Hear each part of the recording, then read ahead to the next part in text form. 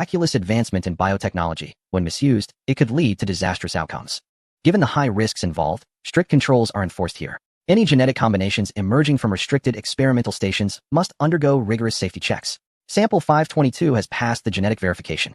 Only segments related to growth and oxygen production have been modified, posing no danger. After multiple verifications, the modified seeds are sent to a designated experimental station on Mars. At the Mars station, relevant experiments are immediately conducted. The fast-growing plant species, known colloquially as grass, begins to be sown. Soon, vast, lush green plains cover the Martian surface. Compared to the cautious experiments conducted in this universe, the approach here is much more aggressive. After all, Mars is viewed merely as a resource-rich planet, destined to be exploited for its minerals. They already possess the entire Earth as their home planet. In contrast, another universe, unable to claim Earth, is forced to develop Mars. Perhaps because of this, in the future, this universe will find it easier to become an interstellar civilization. After all, the world that possesses Earth is more likely to become complacent. On the other hand, the universe that adapts to Mars, and even to the cosmos, must integrate itself.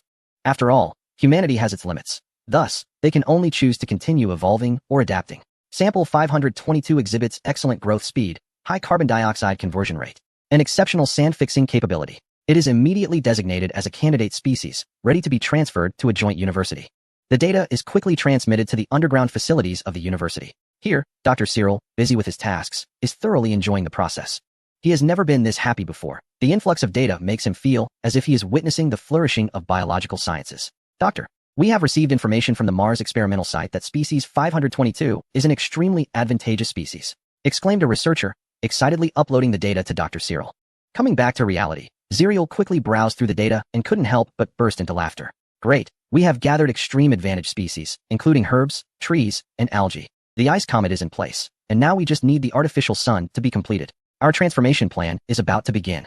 Mars will become a planet teeming with life under the might of humanity. The power of humanity and the power of nature. One day, the power of nature will be conquered. If we can't win now, it's just a matter of not having enough strength. With insufficient strength, we coexist harmoniously with nature. Once we are strong enough, we will surely overcome it. In this universe, the space agency of a major country in the East had Director Zhang Xiaoming sitting solemnly at the head of the conference room. Everyone, Old Zhu has brought a proposal for us to discuss the construction of a space elevator. He pointed to the guards. The guards nodded and quickly distributed the documents in hand to everyone. Building a space elevator now? The attendees were all from the space agency, representing various fields. Due to the rapid advancements of the major country in the East, a strange situation had arisen at the meeting. There were participants involved in the construction of the Jupiter gravity spacecraft, as well as those from the Storm rocket project. Indeed, it was a bizarre scene. Although the Storm rocket had long ceased production, the manufacturing personnel had shifted directly to kinetic weapon research. Thus, the space agency was a mix of new and old, gathered together like a hodgepodge. I believe building a space elevator now is inappropriate. A professor involved in the design of the Jupiter gravity spacecraft knew that the major country in the East had the capability to construct a space elevator. However, he felt that the timing was not right.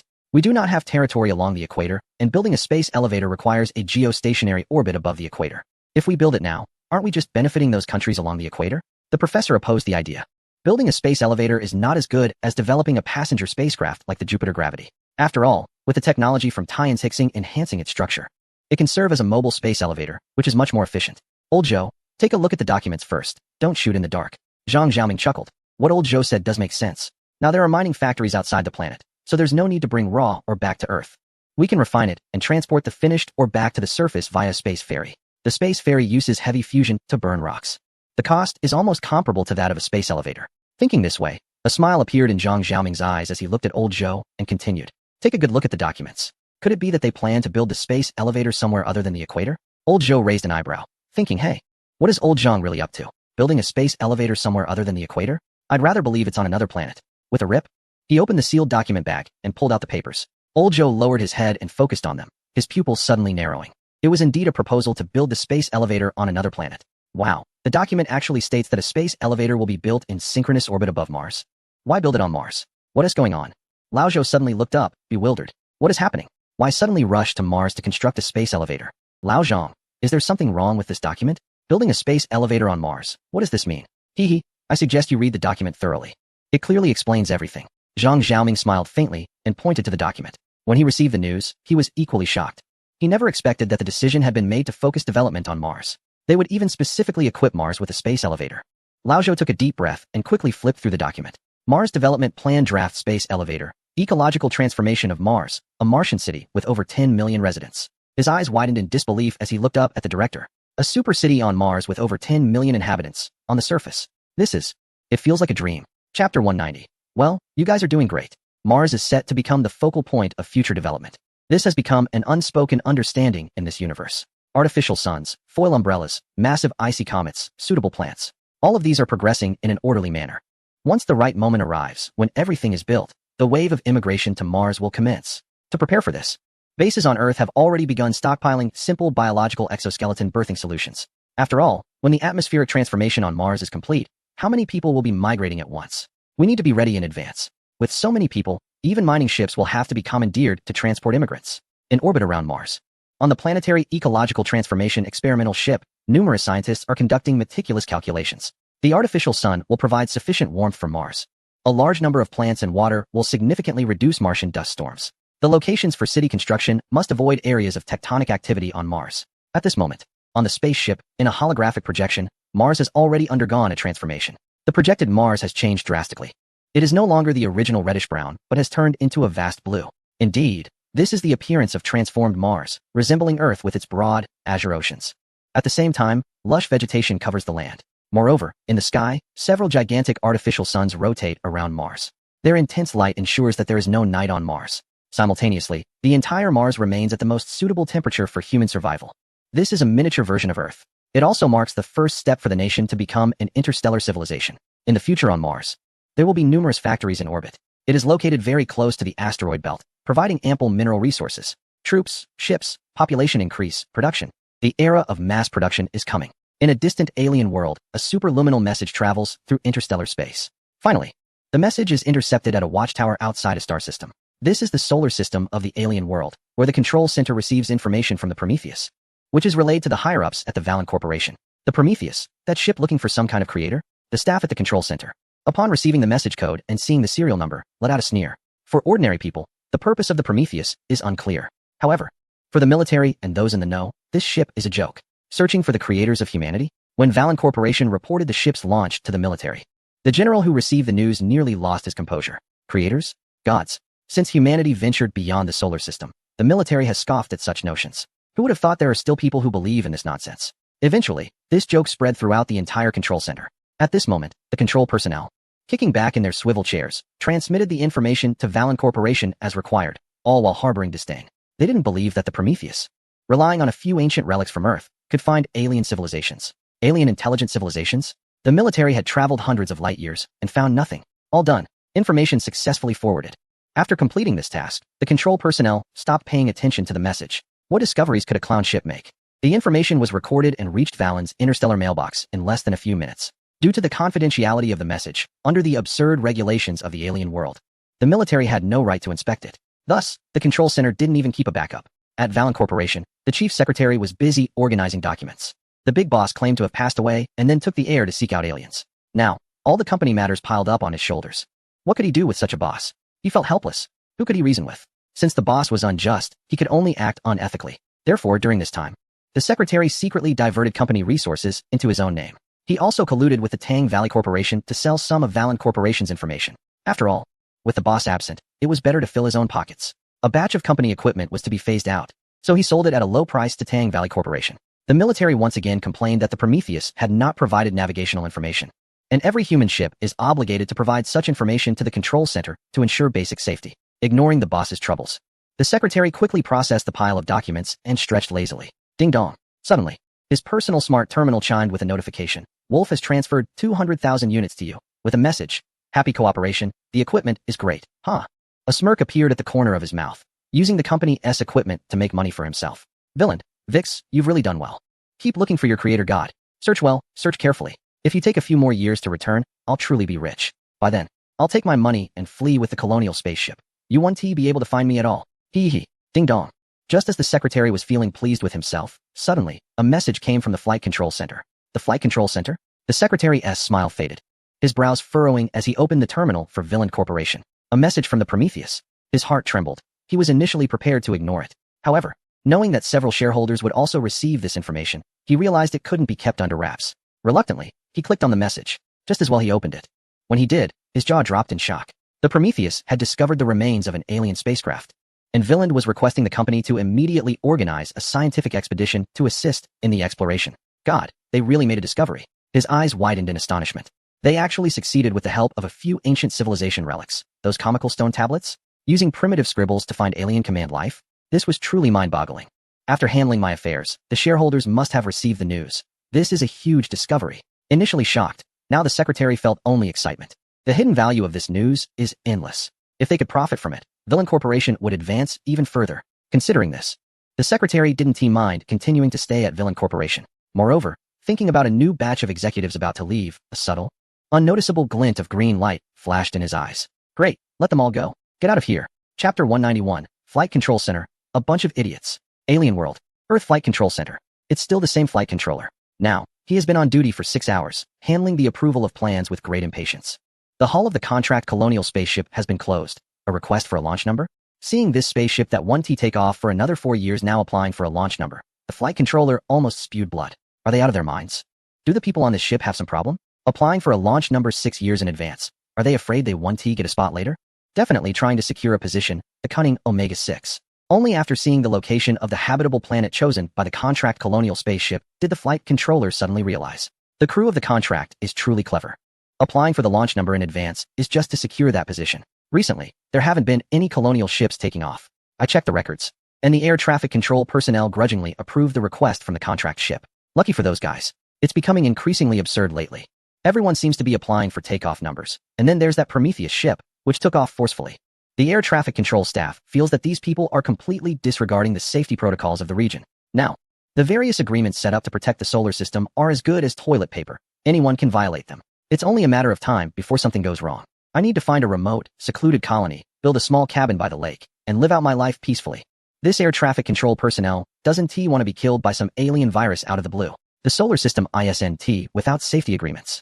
There are even orbital defense forces in the solar system. However, the various companies have become too powerful, and the military is severely constrained. These company people, just to make money, would do anything. The safety agreements are now like scrap paper. Once you leave the solar system, anyone dares to violate them. Just 5 days ago, in the Beretta 8-star system, the God's colonial ship directly violated the quarantine protocols. As soon as the colonial ship landed, they were unprepared and only measured the atmospheric structure and microbial community. Then these foolish colonists just landed. They landed without protective suits.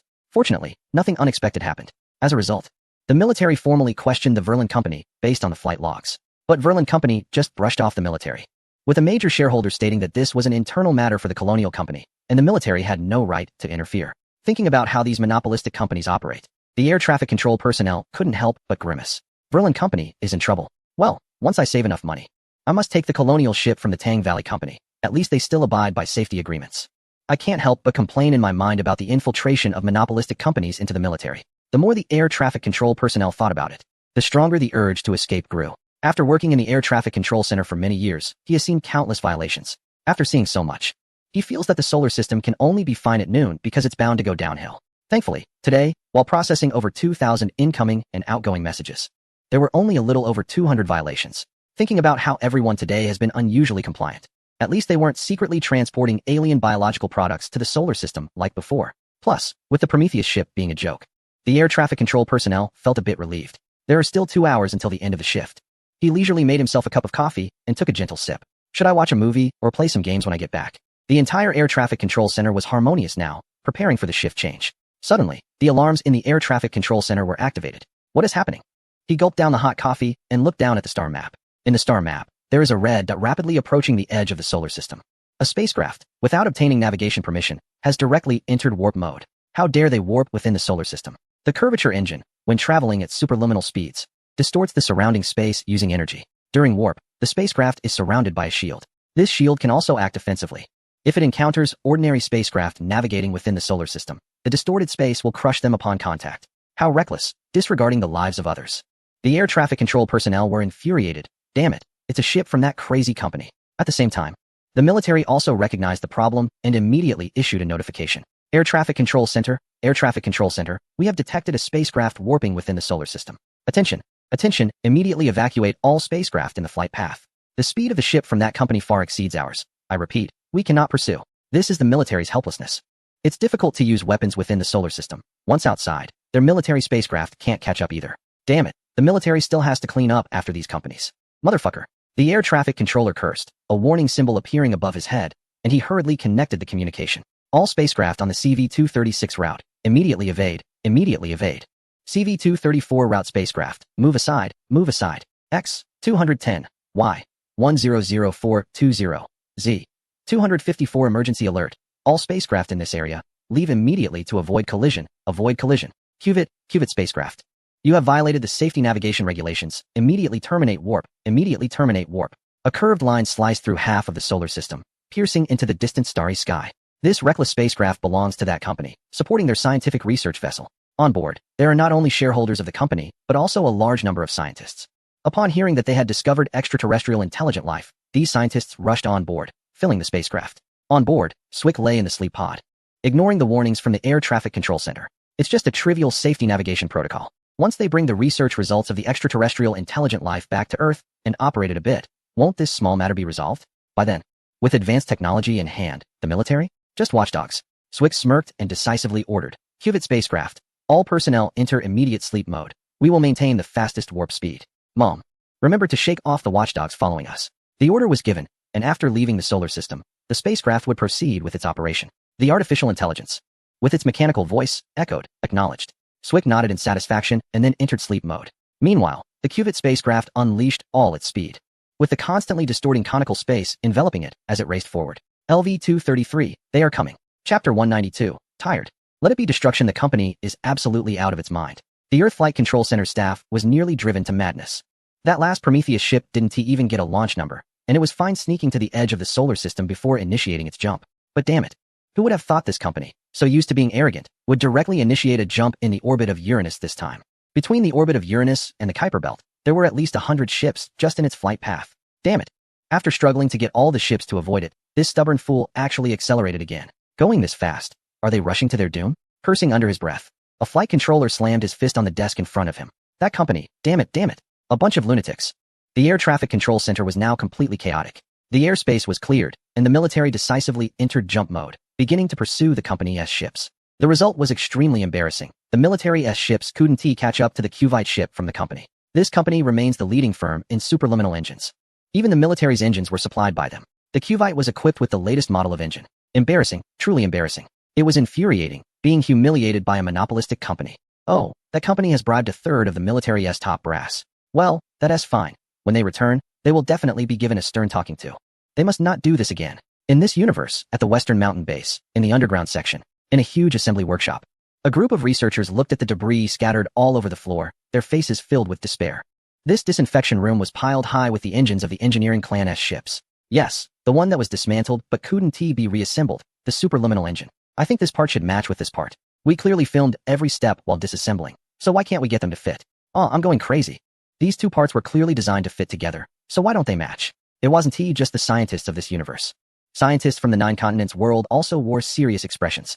Two parts that were originally designed to fit together had been taken apart, and now they couldn't be reassembled. What on earth was going on? We can replicate most of these parts, but it's useless. We can't even get the originals to fit together. Old Xing from the 9 continents looked equally frustrated. He had never encountered such a problem before. Even when piecing together planetary engines, he had never faced such issues. But here, with so many missing parts, why couldn't they fit? Could it be an issue with the biological circuitry? After all, it integrates biological technology. Someone raised a question. Halrose replied, those parts have nothing to do with the engine itself. Old Xing shook his head and regrettably said, it seems we can only rely on the engineers. If they can't even fit it together properly, how can we discuss reverse engineering? Let's first resolve the issue of assembly. He sighed, feeling utterly helpless. This task was far more challenging than he had anticipated. Their technology was on an entirely different level. All right, I'll apply to have that group of engineers brought over. The liaison beside Old Xing also sighed deeply. This was indeed quite difficult. As the most cooperative engineer, Halrose was summoned. Practical experience proved that sparing the engineers back then was a wise decision. Upon entering the underground decontamination room, Halrose's eyes widened. He immediately recognized the disassembled parts laid out on the ground. They were from his spacecraft. My spacecraft. He lamented, realizing why these individuals had called him in. Hey, you've dismantled my ship. You can't put it back together, can you? A glimmer of pride flashed in his eyes. After all, this was the culmination of their engineer civilization. How could these lesser beings possibly understand it? In the end, they would still need him. Halrose, let's skip the pleasantries. You see what we need, Old Xing said. Glancing at Halrose, you are the most cooperative among the 20-some engineers. If you can accomplish something significant this time, we can renegotiate your treatment. Think it over. The treatment of captives can vary greatly. After Old Xing finished speaking, he felt confident. Horos was the first engineer they had captured and had suffered the most. He knew that humans could indeed take action. At the same time, he was acutely aware that they were now isolated in a parallel universe, and his kind could not rescue him. The quality of life he could have depended entirely on himself. After Old Xing's words, the room fell silent. Hearing what Old Xing said, Horos pondered for a moment, gritted his teeth, and finally relented. I will cooperate with you. But I must state up front that my knowledge of the spacecraft is not extensive. Good, very good. Old Xing nodded in satisfaction. Horos was much more perceptive than the other engineers. The others were all stubborn and did not understand that those who recognize the situation can be considered wise. They just need a little discipline. Old Xing thought bitterly. He knew that the higher-ups would not handle it this way, so he found Horos increasingly agreeable. Look at this. Without comparison, there is no harm done. Since that's the case, let's get started. Can you assemble your own ship? When Old Xing asked this question, he felt uncertain. After all, asking a pilot to assemble their own mode of transportation was a bit of a stretch. If you can't, it's fine. Just see if you have any questions. I will, in alien language. Old Xing shook his head, thinking that Horos wouldn't know, but he definitely understood the spaceship better than they did. So he wanted him to take a look at how they were putting it together. But wait, Old Xing doubted his hearing as he suddenly looked up, his eyes blazing as he stared at Horos. What did you just say? I said I can. Horos replied, puzzled. You can. Old Xing was shocked. I studied spaceship maintenance on the transfer planet. I don't know how to manufacture them, but I can assemble them without a problem. Horos shrugged and replied confidently. Didn't you say you studied biotechnology? Now it was Old Xing's turn to be confused. Damn it. Why didn't you say that earlier? You made us all ramble on here. Didn't you say you studied biotechnology? That's my major, but as a former technician on the ship, I had to have the ability to maintain spaceships. Horos glanced at the ceiling. You guys didn't ask. Actually, this was also due to Horos's hesitation. Previously, he had hoped to fix the spaceship and escape if given the chance. But now that he knew this was a parallel universe, he had completely given up on that thought. Tired, let it all be destroyed. Whatever happens, happens. After all, he only had 100 years to live. He might as well cooperate and enjoy until he grew old and died. Chapter 193, finally assembled. With Horos's involvement, at least there was a breakthrough in assembling the spaceship. The engineers successfully pieced together the superluminal spaceship engine in this universe. The reason why Old Xing and the others had failed repeatedly was that the spaceship parts had several core components with biotechnology. It belonged to the engineer clan, and only they could reset them. Upon hearing Horos's explanation, Old Xing squinted his eyes and remained silent. Alright, Horos, you've gained some skills. This little guy definitely had some ulterior motives before. When sketching the spaceship design, he had confidently claimed that the biotechnology around the engine wouldn't have much effect. Wait. Damn it, the biotechnology around the engine indeed didn't have much effect. The impact was from inside the engine. This kid was nitpicking. Little Horos, really gaining some skills. After Horos assembled the parts, he glanced at Old Xing and the two guards behind him, who were holding firearms at quite a distance, and shrugged. You guys didn't ask clearly before. It's just a language barrier, a translation issue. Is it my fault? Didn't I just say it now? Old Xing, the engine is ready. The physicist in the distance eagerly rushed over, almost wanting to attach himself to the engine. Finally, I can study it properly. Hey, wait. Old Xing raised his eyebrows, somewhat surprised as he looked at this old friend. Who said it was ready for us to study? Isn't it? The physicist's eyes widened. After so long, we finally assembled such a huge, superluminal spaceship engine. It's not for research, so what is it for? Just to look at? Of course not. After assembling it, this thing has to be handed over to the military. Old Xing scratched his head and said, Hey, when did you get the idea that once it's assembled, you can research it freely? This thing, once it's done, definitely has to be given to the military. Hurry up and get a superluminal spaceship built. The dynamics expert was taken aback by Old Xing's words. Stunned, he thought, wait, we've been busy with this for nearly half a year, and it turns out we can't even research it ourselves? Alright. Once Zhu and the others complete their plan, you'll have plenty of opportunities to research it. Old Xing waved his hand and rolled his eyes at his old friend. By then, with over 30 spaceships, plus the stuff from Paradise Star, you can research however you like. Now, we need to restore the other important equipment of the spaceship. Halros. After saying that, he squinted at Halros and huffed. Don't try any tricks on me. If you handle this well, you'll have a chance in the future. Old Xing wasn't joking. Although Halros was an engineer, he knew how to read the situation. Plus, the biological tests for engineers didn't carry any strange viruses or bacteria. In the future, if Halros did well, he might even become a teacher at Kyushu University. Given that his knowledge of biotechnology was an endless treasure, I still have a chance. Halros raised his eyebrows, his eyes lighting up. Finally waking up from hibernation, he found himself captured as a prisoner of war. During his time as a captive, he had thought a lot. It seemed they were taking the continuation issue of the engineer clan too seriously. But now, since he was a prisoner, whatever he did wasn't his wish. I'll fix it right away. With Halros' help, Old Xing's progress was incredibly fast. In just a month, at the Western Mountain Base underground in this universe, mysterious containers were stealthily loaded onto the Jupiter Graviton, which was docked at the ground airport under the cover of night. As the bluish light spewed from the nozzle, the Jupiter Graviton slowly ascended into the sky, accompanied by the moonlight. Ship name, Jupiter Graviton Cargo Unit. Cargo, undisclosed destination, Mars Orbital Factory, once the Jupiter Graviton entered space. Several military ships immediately approached, forming a fleet to escort it in the center. This display was enough to show that what was being transported was extraordinary. On Earth, he exclaimed, "What the hell, a fleet?" He was just trying to look at the moon and unexpectedly saw a fleet gathering. Who could he even talk to about this? That was a fleet, with 7 or 8 ships. The next day, headlines read, "Did you see a space fleet gathering while looking at the moon? What is the purpose of the space fleet gathering?" Various sensational news headlines have spread across the globe, questioning whether an enemy has appeared in space. Are aliens invading, or is there a rebellion? Accompanying these headlines is a single photo, a striking image of 8 spacecraft gathered under the moonlight. The ships shimmer in the lunar glow. Although the details are unclear due to distance, the formation of these vessels presents a daunting sight. Resembling a feudal dynasty primarily reliant on wooden ships suddenly discovering 8 steel warships glinting in the sunlight off their coast. These 8 vessels are arranged in a battle formation, creating an overwhelming sense of pressure that chills the heart. People are eager to know what is happening in space. Meanwhile, a diplomat from an Eastern nation, awakened by the morning commotion, groggily receives a document from an aide and is soon amused by its contents. What have these people concocted? An alien invasion? A secret operation by the Eastern nation? Nonsense. If aliens were truly invading, would we kindly protect you? We would have to drag you into the fight. Even if we couldn't win, we'd at least waste the enemy's ammunition or energy. And this, an Eastern nation discovering alien relics and gathering ships for transport? The route is correct, but the location is completely off. It's all pure imagination and wild guesses. Humph. In the end, it seems I'll have to step in. The diplomat waves his hand, freshens up, puts on his coat, and steps up to the podium. Facing the eager reporters clamoring for questions, he simply gestures for silence, and the room quiets down. "I've seen the news about the ship gathering," he says, glancing at the restless journalists. Drawing on his extensive experience, he continues, "What I want to say is that this is a routine exercise conducted by our military. As for anything else, no comment." The journalists waiting for first-hand information are left stunned. Is this it? Just a routine exercise and no further comment? This is truly keeping a tight lid on things.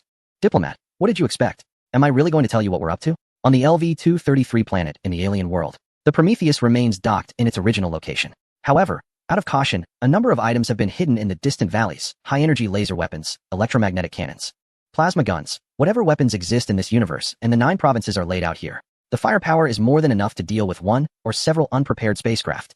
The orbiting satellites are also well hidden, now just waiting for the arrival of the guest, the Coet. In the cockpit of the Prometheus, the intelligence officer, Chung Yuan, is brimming with confidence. Just a few months ago, the information from the Coet had already arrived.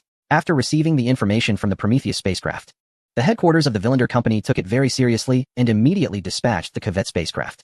Vessel name, Covet purpose, heavily armed research vessel weapons, none crew, 16 biologists, 32 spacecraft dynamics experts, 10 spacecraft structural engineers, 5 spacecraft control specialists, 6 materials scientists, 2 linguists. Upon receiving the information recorded by the Covet, Chung Yuan was initially startled and then nearly burst out laughing. He was shocked by the heavy armament, but after taking a closer look, he realized that the so-called heavy armament was meant to protect against stellar storms. What made him laugh was the lack of weapons. Wow, what a treasure ship. Another unarmed research vessel filled with treasures. Aside from the linguist, ethicist, and alien culture scholar, the entire crew was a treasure trove. After reporting this information, old Zhu couldn't stop smiling. He had considered that the Villander Company would send a great gift, but he didn't expect it to be this substantial.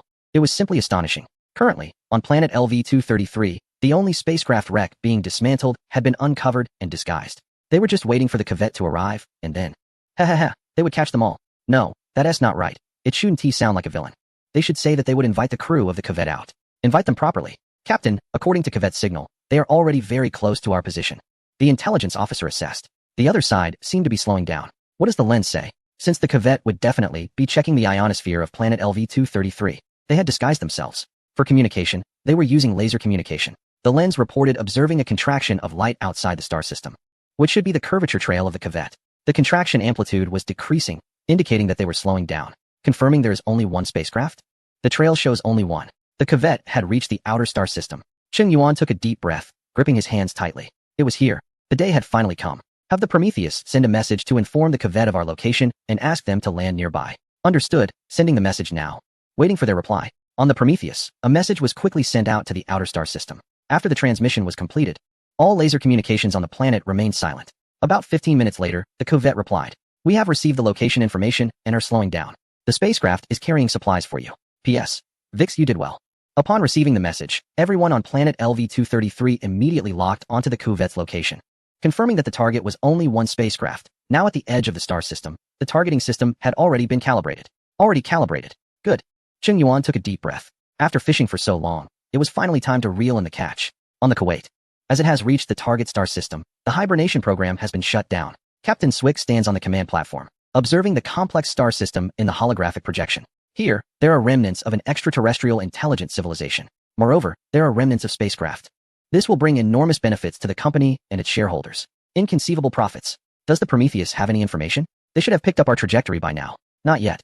Sir, the Prometheus has sent a message with specific coordinates. A crew member receiving the information immediately pulls up the star map. This is a habitable planet in a star system, and the Prometheus is docked at the planet, with the exact location confirmed. Captain, I will respond to them personally. Swick smirks, placing his hand on the holographic projection, quickly typing a message and adding a final note. Vix is the captain on the Prometheus, right? Well done. Although all the shareholders at the time strongly opposed and called the company tyrannical, they have indeed discovered something. This is quite promising. It aligns with the first law of Zengza. The message sent, Swick's face is full of anticipation. Remnants, here we come. He then immediately orders, set course for the coordinates sent by the Prometheus. Yes, as the spacecraft slows down to the final phase, the crew maneuvers the ship in a large turn around the star system, beginning to enter the entire star system. However, as they enter the LV-233 system, the pilot suddenly feels a chill, as if being targeted by something. What is going on? An illusion? The pilot glances at the detection equipment. The closer they get to LV-233, the denser the radio waves from the planet become. The Kuwait, of course, connects to the signal source. The detection equipment confirms that the signal is indeed coming from the Prometheus. Moreover, the communication is between the Prometheus crew member, Elizabeth Shaw, and several colleagues. Everything seems to be fine. However, this apparent normalcy sends a shiver down the pilot's spine. It feels just like the last time I went hunting and was ambushed by wolves, the pilot mutters. This planet, LV-233, gives him a chilling sense of eerie calm before a storm. Elizabeth Shaw, that neuroarchaeologist, seems to have hit the mark this time. However, Captain Swick clearly does not notice the anomaly. Hearing the familiar voices from the Prometheus, he snorts coldly. He is evidently resentful about how those two archaeologists, with just a few pieces of stone slab information, managed to mislead the company. Surprisingly, these two deceivers have indeed stumbled upon the right place. Without further checks, since there's nothing wrong with the Prometheus, we will land directly. Swick couldn't wait to see the remnants of an extraterrestrial intelligent civilization.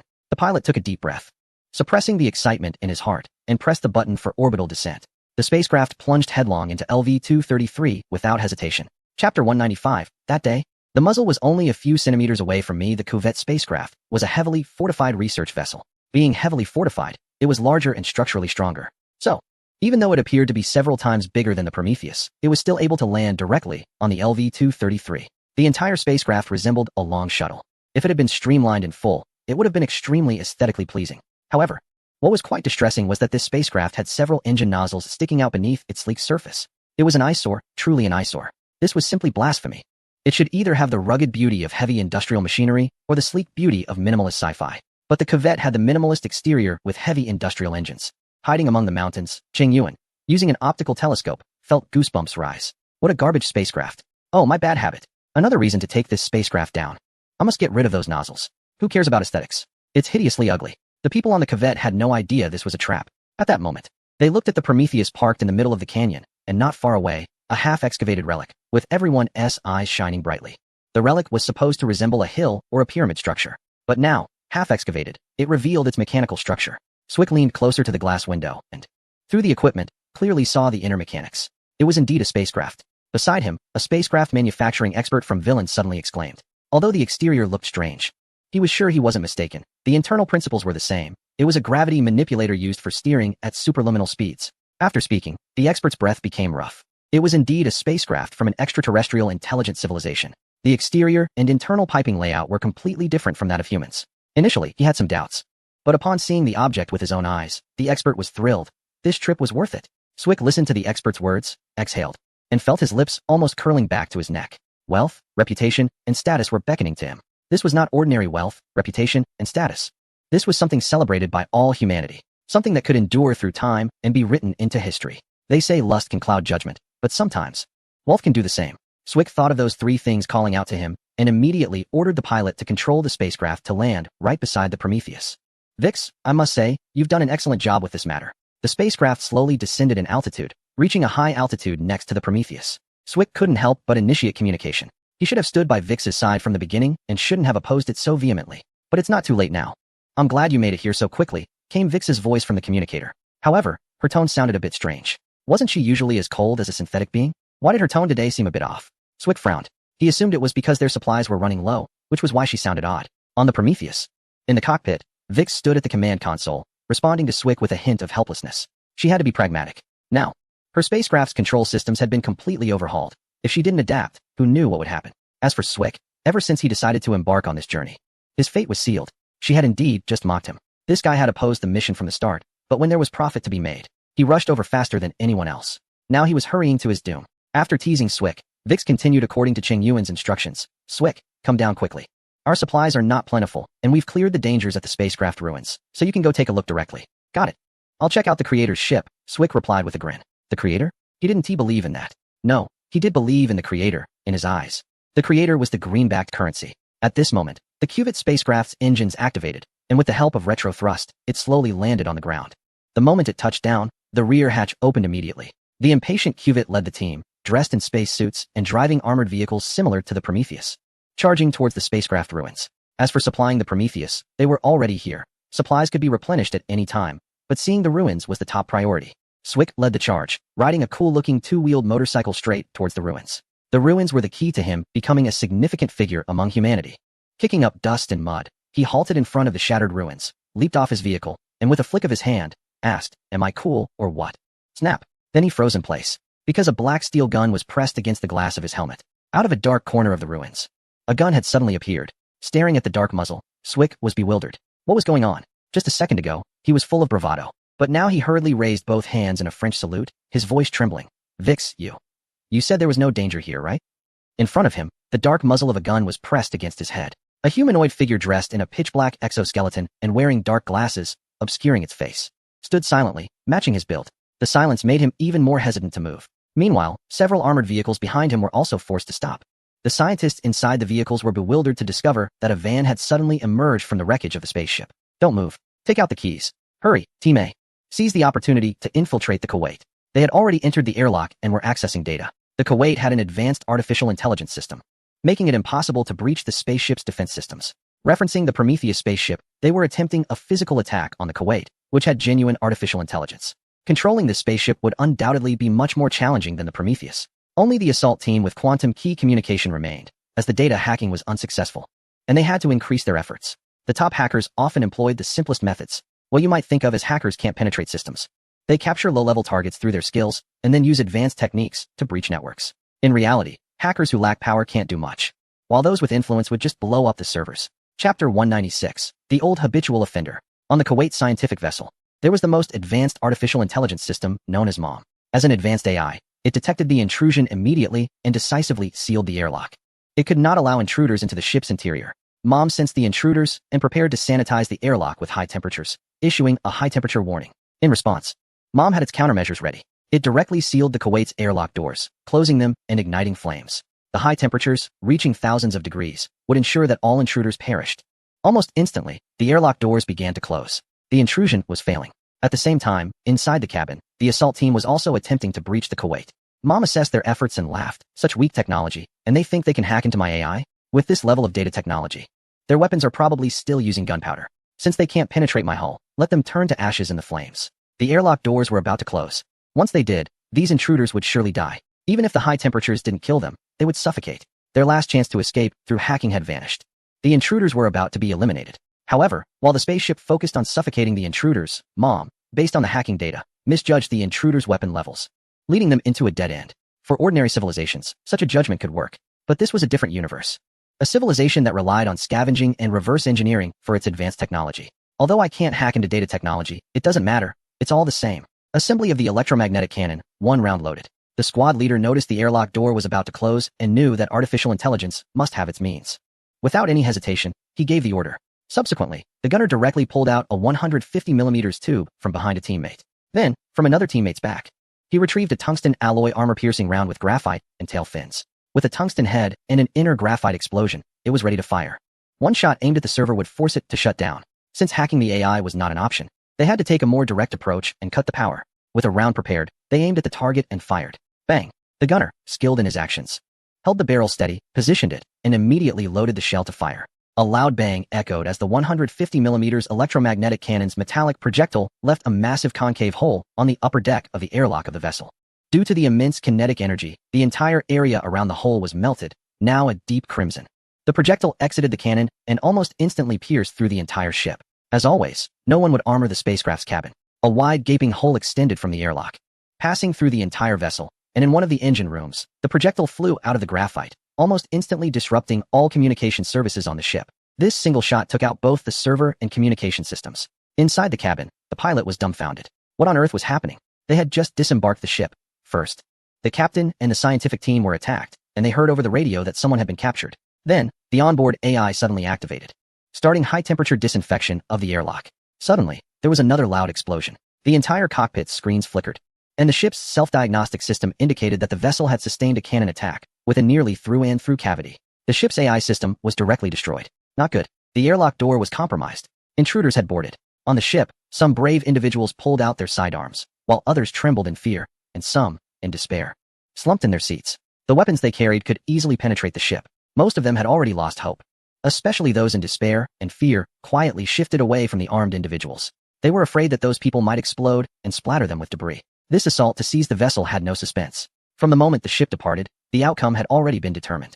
After waiting for more than 2 years, the delivery had finally arrived, firmly grasped in their hands. Hidden in the valleys on both sides, Qing Yuan watched the lights signaling from the ship and let out a sigh. It seemed they wouldn't need to intervene. The assault team had already taken control of the vessel. Let's go out and check on the crew of the Kuwait. By the wreckage of the spacecraft, Swick was crouched on the ground with his head in his hands, handcuffed from behind, a look of confusion and daze on his face. What on earth is going on? Vix, didn't you say this place was safe? Why was I greeted with a gun to my head as soon as I arrived? Just moments ago. That gun was pressed directly against the glass of his protective suit, less than 3 centimeters from his head. That was the closest he had ever been to death in his life. You are. Just as Swick was about to question the soldier in front of him, who clearly looked like a human, a strange sound came from the distance in the valley, followed by a rumbling tremor in the ground. Swick turned his head in confusion, his pupils suddenly constricting. He saw something emerge from the narrow paths on both sides of the valley, a long convoy, kicking up dust, boldly charging out. The convoy consisted of armored vehicles, some equipped with at least 200 mm electromagnetic cannons, plasma guns, and laser weapons. These were all naval-grade weapons. At this point, Swick fully understood it was a trap. And these people were fishing, with the Kuwait being the fish. Wait a minute, you are military personnel, right? Even if we repeatedly violated navigation regulations, you don't have to retaliate like this, do you? Swick panicked, his voice trembling as he glanced around. This place, so remote and far from civilization. You're military. Don't do anything reckless. Goodness, Swick mistook Qing Yuan and the others as military personnel who were deliberately ambushing them out of spite. But it made sense, after all. Qing Yuan and his team were indeed soldiers. When Swick and his group left, they didn't even look back at the military personnel.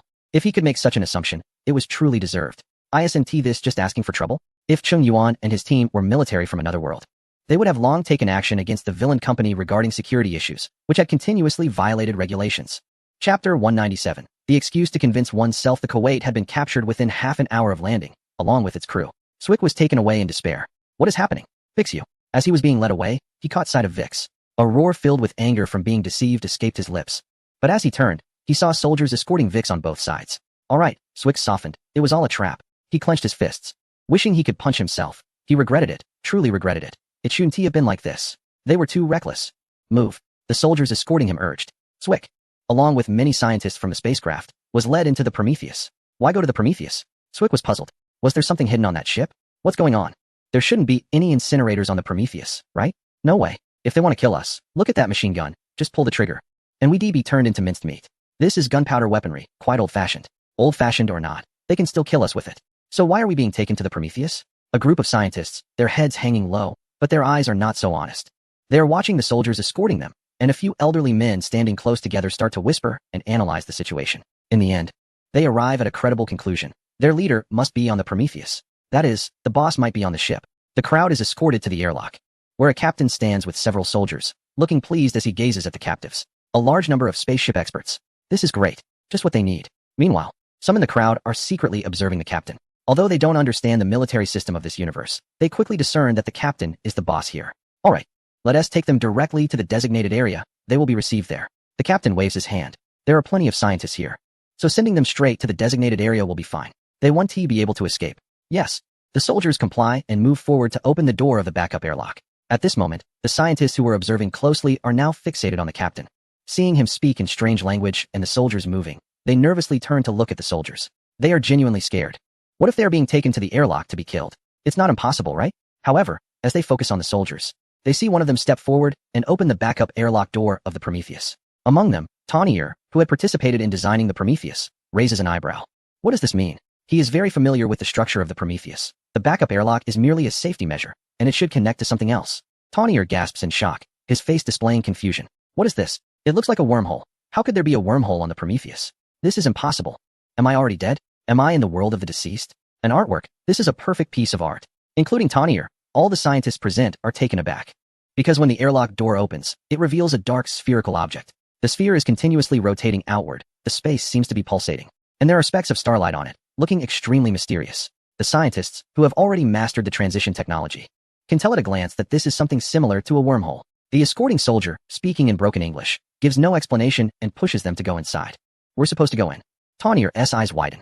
This is a wormhole. Is it really safe for them to go in like this? In the next moment, he immediately knew the answer. The leading soldier had already entered. Amazing. With a gasp, Tang Wire and the others were pushed in, following the soldier into the mysterious wormhole. In the underground section of the Jiuzhou United University, the captured crew members of the Kuwait were all placed in a large maintenance room. The guards had also changed into outer armor and put on glass helmets. This nearly confused the scientists who were being held captive. What the heck? They are actually human. Initially, these scientists speculated that the guards were humanoid beings, but once the glass helmets were on, it was clear they were indeed humans. After leaving these individuals for about 2 hours, a few elders finally approached slowly. Elder Zhu was in the center, being pushed in a wheelchair. Beside him were Zhou Ji and Elder Wang. The guarding soldiers remained vigilant, keeping the team at a distance from the captives. Swick slowly stood up, knowing that the big shots from the other side had finally arrived. May I ask, who are you? As Swick spoke, Vex from a distance cast a surprised glance. Look at his tone, so gentle. What happened to the proud Mr. Swick? Has he been subdued? If Swick could hear their thoughts, he would definitely curse Vex, saying, "Show me some toughness at this moment." The old man in the wheelchair smiled kindly, but his actions could be ruthless. Us.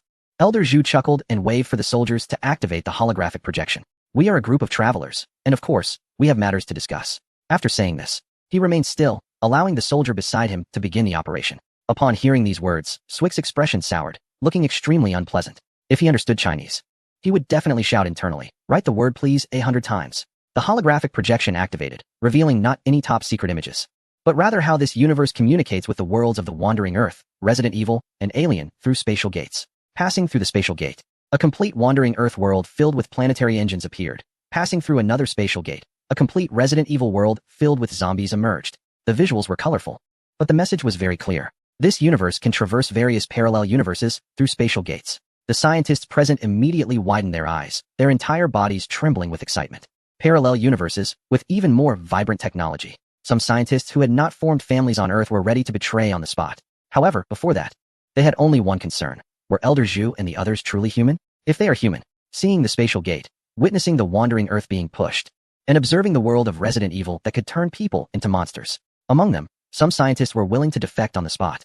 After all, this meant broader understanding and more extensive scientific knowledge. This was something they could not refuse. Moreover, if those individuals are also human, they have even more reason to convince themselves. Chapter 198. What is this? What is this? In the underground section of the United University of the 9 Provinces, Tang Wire was one of those stirred by emotions. He was an expert in spaceship design, yet he had not formed a family on Earth in the alien world and had very little social interaction due to his reclusive nature. He beheld the magnificent planetary engine. This device, although powered by nuclear fusion, possessed a colossal size and an immense force capable of propelling Earth. Undoubtedly, the materials science technology behind it had reached an absurd level. The world that could turn humans into zombies was equally magnificent and wondrous. This was merely 2 centuries in, and Tang Wire realized that they were the third world. Therefore, if he wanted to experience the different technologies of various worlds, a strong voice within him urged, "Follow these people, join them. Join this thrilling adventure through the cosmos." On Earth in the alien world, humanity had traversed thousands of light years across the galaxy without discovering any trace of extraterrestrial intelligent life. Consequently, technological development had entered a bottleneck phase, lacking passion and theoretical breakthroughs.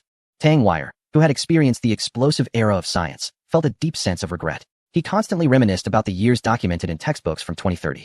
The entire world was engulfed in scientific upheaval. In the equipment room, several scientists gazed at the holographic images, lost in thought, their eyes revealing a glimmer of interest. Just then, Swick provided the perfect assist. "Are you humans from a parallel universe?" Swick's question elicited a gentle smile from old Zhu, who affirmed, "Of course. We are humans from a parallel universe." Hearing this confirmation, Tang Wire, who had been deep in thought with closed eyes, instantly opened them wide. Humans. Furthermore, I have a book and a movie for you to review. Old Zhu knew well that recruiting people could not be rushed. It took persistent effort to win hearts. First, he would strike with great force, then attract them with the allure of a parallel world and its vibrant technology. One must balance the stick and the sweet date perfectly. The book he laid down and the movie he left behind were the ultimate trump cards. The book was titled Alien Concept Design Collection, and the movie was titled Alien, Prometheus. After placing down the book and leaving the movie, Old Zhu waved his hand and departed with his team, leaving the equipment room in complete silence. Let's consider how to escape, Swick said bitterly as Vix was escorted away. However, unexpectedly and awkwardly, no one in the crowd responded to him. Indeed, who would pay him any mind? The silent scientists murmured in their hearts, we've already passed through the spatial gate. Where do you think you can escape to? Since there's no way to escape, and with such enticing technology and experiences here, it would be better to see. No one responded to him, and Swick was suddenly startled. He realized that the old man had come to introduce something out of the blue, and then left just as mysteriously. It turned out he was trying to recruit people. Oh no, the scientists I brought really seemed to be tempted. With this thought, Towel had already stepped forward, picked up the book left by the old man, and simultaneously activated the movie left in the holographic projection. To find out what exactly this was, they had to take a look. 2 hours passed, and the entire maintenance room was silent. Here, Towel and all the scientists were completely absorbed in the book and the movie. In those 2 hours, they went through a complex psychological journey. From shock to calmness. Hey, they were just given a book and shown a movie. You can't really believe it, can you? Swick felt he could still salvage the situation. He wanted to escape. He didn't want to be a prisoner. However, now, on the entire spaceship, apart from the pilots, maintenance crew, and some scientists, most people were not afraid at all. In fact, they were quite excited. They had also realized that these humans from parallel universes were trying to recruit them to join them. When Swick urged everyone to escape, the atmosphere became awkward. A flock of crows flew by, and not a single person responded to him. You all must be crazy. They just claim to be human, and that's it? Swick gritted his teeth, angrily saying, maybe they are just aliens in human skin. We must escape and return to Earth. Let the military come and wipe out these thugs. He waved his hand in anger, wanting to leave this place as soon as possible. In the face of his hysterical outburst, those around him still maintained an observant attitude. At that moment, the reckless nature of the beings from this other world was evident. This recklessness was not only reflected in their lack of a sense of crisis, but also in their lack of preparedness. Now, in the entire maintenance room, only Swick still seemed relatively normal. Scientists like Towel had already made their choices in their hearts. As the camera in the corner of the maintenance room slowly zoomed out, it slightly rotated. How is it? Watching the reactions of the group on the monitor, Wang turned to look at the old man Zhu and Zhou Zesh. The psychological group analysis done by the psychologist was indeed correct. Old man Zhu chuckled, given the situation of humans in this other world. As long as we acknowledge our human identity and directly state the situation, these pioneering scientists will find it hard not to be tempted. People are always looking for recognition. If Holos had replaced Old Man Zhu earlier, it would probably not have had such an effect. Now, there are already divisions among them. Zhou Zesh pointed at Swick and shook his head, saying, there are those in agreement, those against it, and those who are undecided. Just wait for us to deliver a heavy blow, and we can settle everything. At this point, Zhou smirked slightly, and we just happen to have such a heavy bomb. Indeed, once we bring in this group of scientists, our progress can speed up. Old Zhu nodded slowly. This final blow is Villander. The news of Villander collaborating with them is the ultimate trump card to shatter their psychological defenses. It's not about Villander's status, but about this decision of his. Many times, having a leader makes it easier for others to follow without psychological pressure. If he can do it, then I can too. This kind of lucky mentality, even if not obvious, will subtly manifest in their minds. This group is already in our grasp. Old Zhu murmured softly, not paying particular attention to this matter, but instead expressed concern. I wonder where Fang Jing and their fleet have reached. According to the plan, Fang Jing's fleet will arrive at Heaven Star in about half a year. That place is now the top priority. Chapter 199. Welcome back, warriors of the expedition. The scientists on the Cuvette have defected. Swick felt helpless as the group of scientists led by Tang Wire decided to join the kidnappers. The reason is simple. Villander has also agreed to cooperate with them. Although it was under duress, once one agrees, more will follow. Furthermore, since these individuals are also humans from this universe, there is no psychological pressure for Tang Wire and others to switch sides, exploring more wondrous and extraordinary technological worlds as humans. This is an unbeatable combination. In the monitoring room, seeing Tang Wire and others signing the allegiance agreement, Old Zhu smiled even more kindly. He clasped his hands together, and his somewhat cloudy eyes suddenly brightened, his voice hoarse but filled with enthusiasm. Now is the time. The Cuvette spacecraft has been fully taken over by us. With this group of scientists, especially Tang Wire and Joseon, quickly go and dismantle Cuvette and Prometheus. Rapidly halt all explorations on LV-233, take the samples, and immediately return to the Node universe. The fishing operation is complete. Next, it's time to conquer Heaven Star. They must complete all withdrawal actions within half a year to clear the space gate. Yes, Zhao Guangyao was ordered to quickly organize the operation with his deputy. This mission is urgent and must be flawless. On planet LV-233, Everything except the satellites in orbit must be evacuated. Even the engineer ships must dismantle their tungsten pods. Move faster, including the soil and rocks, everything that can be scraped away. Large assembly machinery worked nonstop. The entire valley where the Prometheus was parked was filled with black dots, like marching ants, gathering together, like a locust swarm, taking everything without mercy. These soldiers have already dug 3 feet deep. If it weren't for the space node being full, LV-233 would have been stripped bare. At the same time, the design blueprints for the Prometheus and the Cuvert have finally been completed. Moreover, the 2 designers, Tang Wire and Xiaosin, will personally guide the disassembly process. The superluminal spacecraft belonging to humanity is officially being dismantled. By disassembling these 2 spacecraft, the node universe will gain access to at least 2 types of superluminal engines. Additionally, the scientists associated with both engines will soon be available. Old Zhu believes that the superluminal engines are beckoning to them. The node universe and the 9 provinces will enter a magnificent era of superluminal travel, meaning that the transition from stellar civilization to galactic civilization will only take them a few years. At this speed, any alien civilization that arrives will be astonished. This human civilization, incredible. Old Zhu, you still have more than half a year left, so you should take a rest. In the node universe's disinfection room, Zhozha sighed. Old Zhu is indeed getting too old. Now, over 2 years have passed, and he has aged to the point of needing a wheelchair. It's no problem. I want to personally wait for Fang Jing to return. Old Zhu waved his hand and chuckled. The matter of obtaining the Paradise Star cannot be done without me. And don't worry about me. At the end, a hint of shadow passed through Old Zhu's eyes. Some young ones need to be taught a lesson, hee. The Paradise Star is an extremely suitable planet, with abundant water and oceans, as well as dense vegetation. Streams converge into rivers, and the mountains are lush and green, inhabited by some native creatures. The planet has a thick atmosphere that is very suitable for human survival. Crucially, in a vast valley on this planet, there are clusters of buildings and numerous large humanoid beings engaged in work and communication. In the center of the community, there is a large square with an upright hook-shaped spacecraft rotating around its central axis.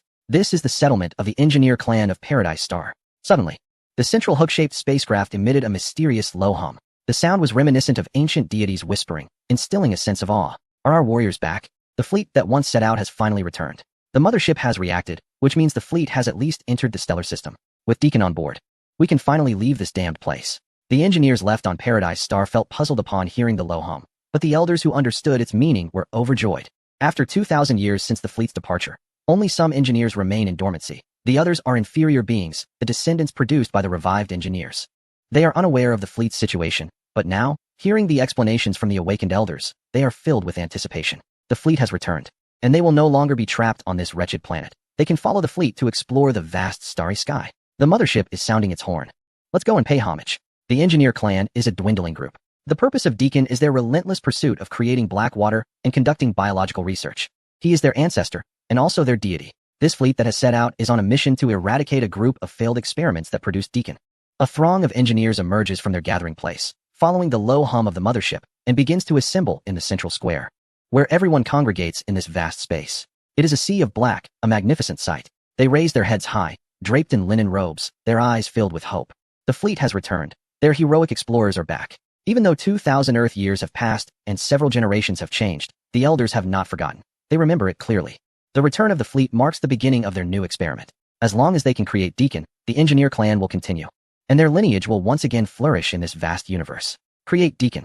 The strong belief has drawn out the engineers from the gathering place of Heaven Star, even the most stubborn among them. They gather in the central square, lifting their heads in unison, gazing at the mothership high in the sky with sacred eyes. The mothership responds with a low hum, igniting fervor in the engineer's eyes. The oldest elders slowly make their way to the altar of the mothership, raising their staffs high with excitement and wild gestures. After a long wait, hope has finally arrived. Welcome back, my dear fleet. Quickly, let us begin our next expedition. Chapter 200. Charge straight for Heaven Star. Outside Heaven Star, 35 spaceships stand tall in the void, forming a fleet. The massive fleet quietly hovers outside the planet. If this were to happen on Earth, the inhabitants would feel nothing but fear and despair. On the bridge, Zhang Chu stood up from the pilot's seat. After 2 months of duty, standing made him feel sore all over. All ships, we have reached the designated position. Now, wake up the crew. Hurry, hurry, hurry, let's move. Time is of the essence. According to Holos, the ships cannot escape the mothership's perception. Therefore, the engineers on Heaven Star must already know that the expedition fleet has returned. They must act quickly before the other side detects something unusual.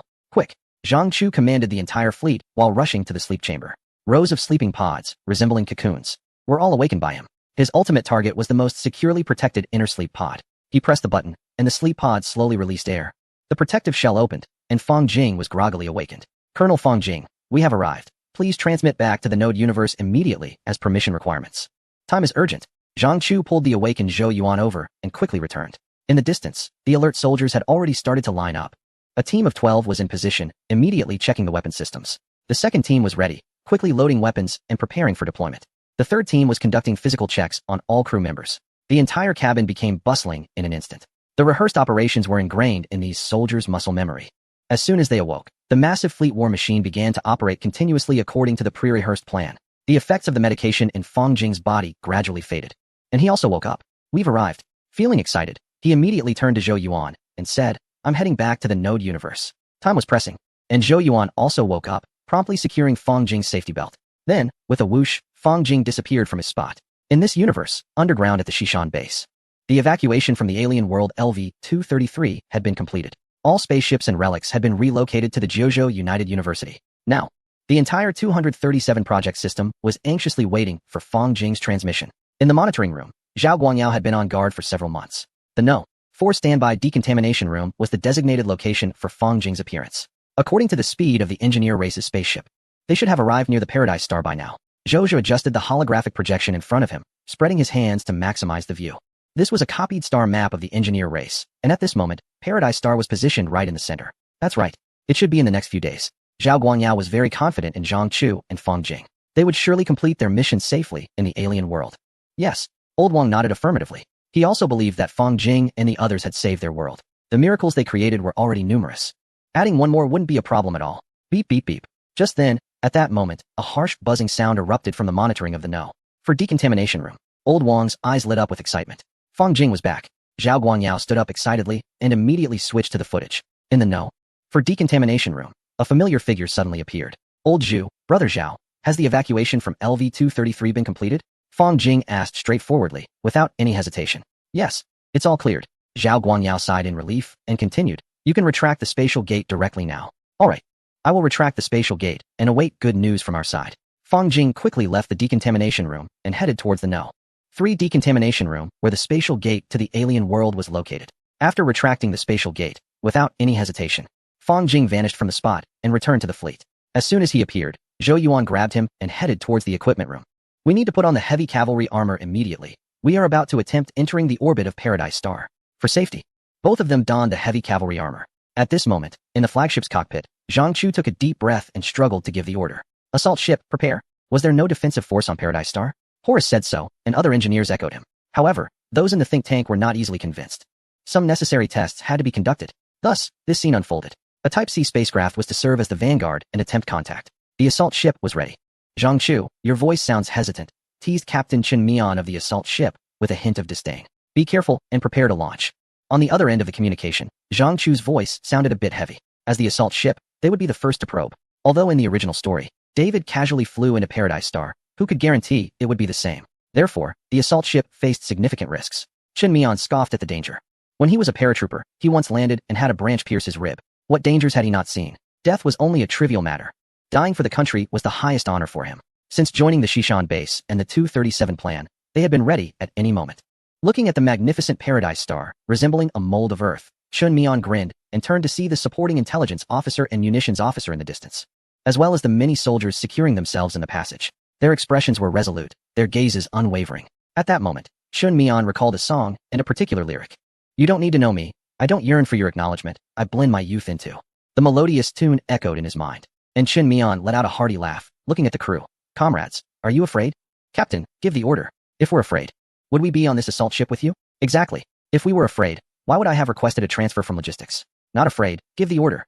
Seeing the fearless crew, Chen Mian laughed broadly. Truly my soldiers. After saying this, his expression turned serious, and he placed his hand on the control knob at the pilot station. Good, now I order. Comrades, follow me. Let's see what this Paradise Star is really made of.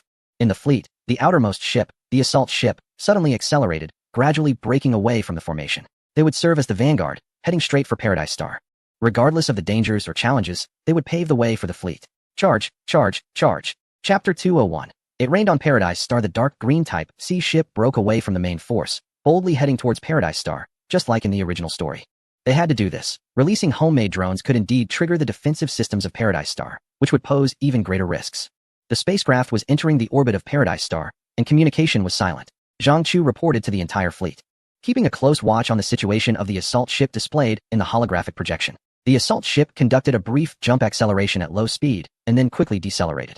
It is now flying at high speed towards a certain planet. Inside the assault ship, a mysterious symbol suddenly appeared in the holographic projection, and at the same time, the same symbol lit up next to the pilot station. Seeing this symbol, Chen Mian finally let out a sigh of relief. Everything was proceeding according to the intelligence received. The mothership had sent a connection notification, allowing them to land on the planet. They had not detected any anomalies. Upon receiving this news, Chen Mian exhaled heavily. Although he had prepared for the worst, being able to successfully complete the mission with his crew was far better. As they entered the orbit of the planet, Chen Mian decisively pressed the mysterious symbol. A mysterious humming sound immediately resonated within the ship. It was a sound Chen Mian had never heard before, and it felt magical, as if his very insides were vibrating. This was the summoning sound from the Holos manual. The mothership had responded to them, confirming that the intelligence was correct. Hearing this sound, Chen Mian's eyes sparkled with joy. That guy Holos was not lying. Everything was following the procedures he had written in the manual. The assault ship had now reached the synchronized orbit of the planet. Their altitude was still decreasing until they entered the atmosphere, where they saw the massive settlement of the engineers and the hook-shaped mothership. They had arrived. Captain, the assault ship has entered the planet. The intelligence officer reported softly from the flagship. Good. Relay my orders. All ships prepare. Chen Mian commanded. The assault ship has cleared the route for us. Short-distance jump preparations are complete. Ready, came the unified response over the communication channel. Zhang Chu glanced at the communicator, confirming that all 33 captains were in position, and he ordered without hesitation, jump. He gently pressed the button. The massive fleet disappeared in an instant. This distance, from outside the star system to the planet, was traversed in less than a few seconds. In the next moment, the fleet, which could block out the sun, appeared outside the planet. Not only did they hover outside, but the ships also spread out in formation, slowly descending towards the planet. This fleet, once responsible for the extinction of humanity, had finally returned. The assault ship had already connected with the mothership. Zhang Chu and the main fleet moved quickly. They soon saw the enormous plaza on the ground. The plaza was filled with engineers who had come to watch. We have scanned the planet and found only this one large settlement. We have detected a suspected giant fortress structure similar to that on LV-233, which may contain 5 ships. This could be the ship repair nest mentioned by Holos. The weapons bay has been checked, and we have reached bombing distance. Should we launch an attack? Captain. Zhang Chu looked at the data on the pilot station, staring at the densely packed engineers below, his eyes flashing with a hint of ruthlessness. During this journey, he had witnessed the coldness of the universe. This was just the deployment of hypnotic gas. The other side was preparing to drop black water directly onto the planet. Between races, showing mercy to the enemy is cruelty to oneself. Except for the flagship, other ships are free to drop bombs once they reach the deployment distance. Attack. The massive fleet, with 35 ships including the mothership, is arrayed in the square, truly blocking out the sun and creating an immense sense of oppression. Shadows loom, directly covering the engineers underground. Then the deployment bay of the C-type spacecraft opens, and countless gas canisters are dropped like raindrops. On this day, it rained iron canisters on Heaven Star. Under the altar of the mothership on Heaven Star, the elder of the engineer clan raises his hands high, welcoming the return of their warriors. After such a long expedition, he thought they were in trouble, that this group of engineers who ventured out to create the new world was destined for extinction. Unexpectedly, there is always a way out. Their warriors have found their way back home, and now they have returned.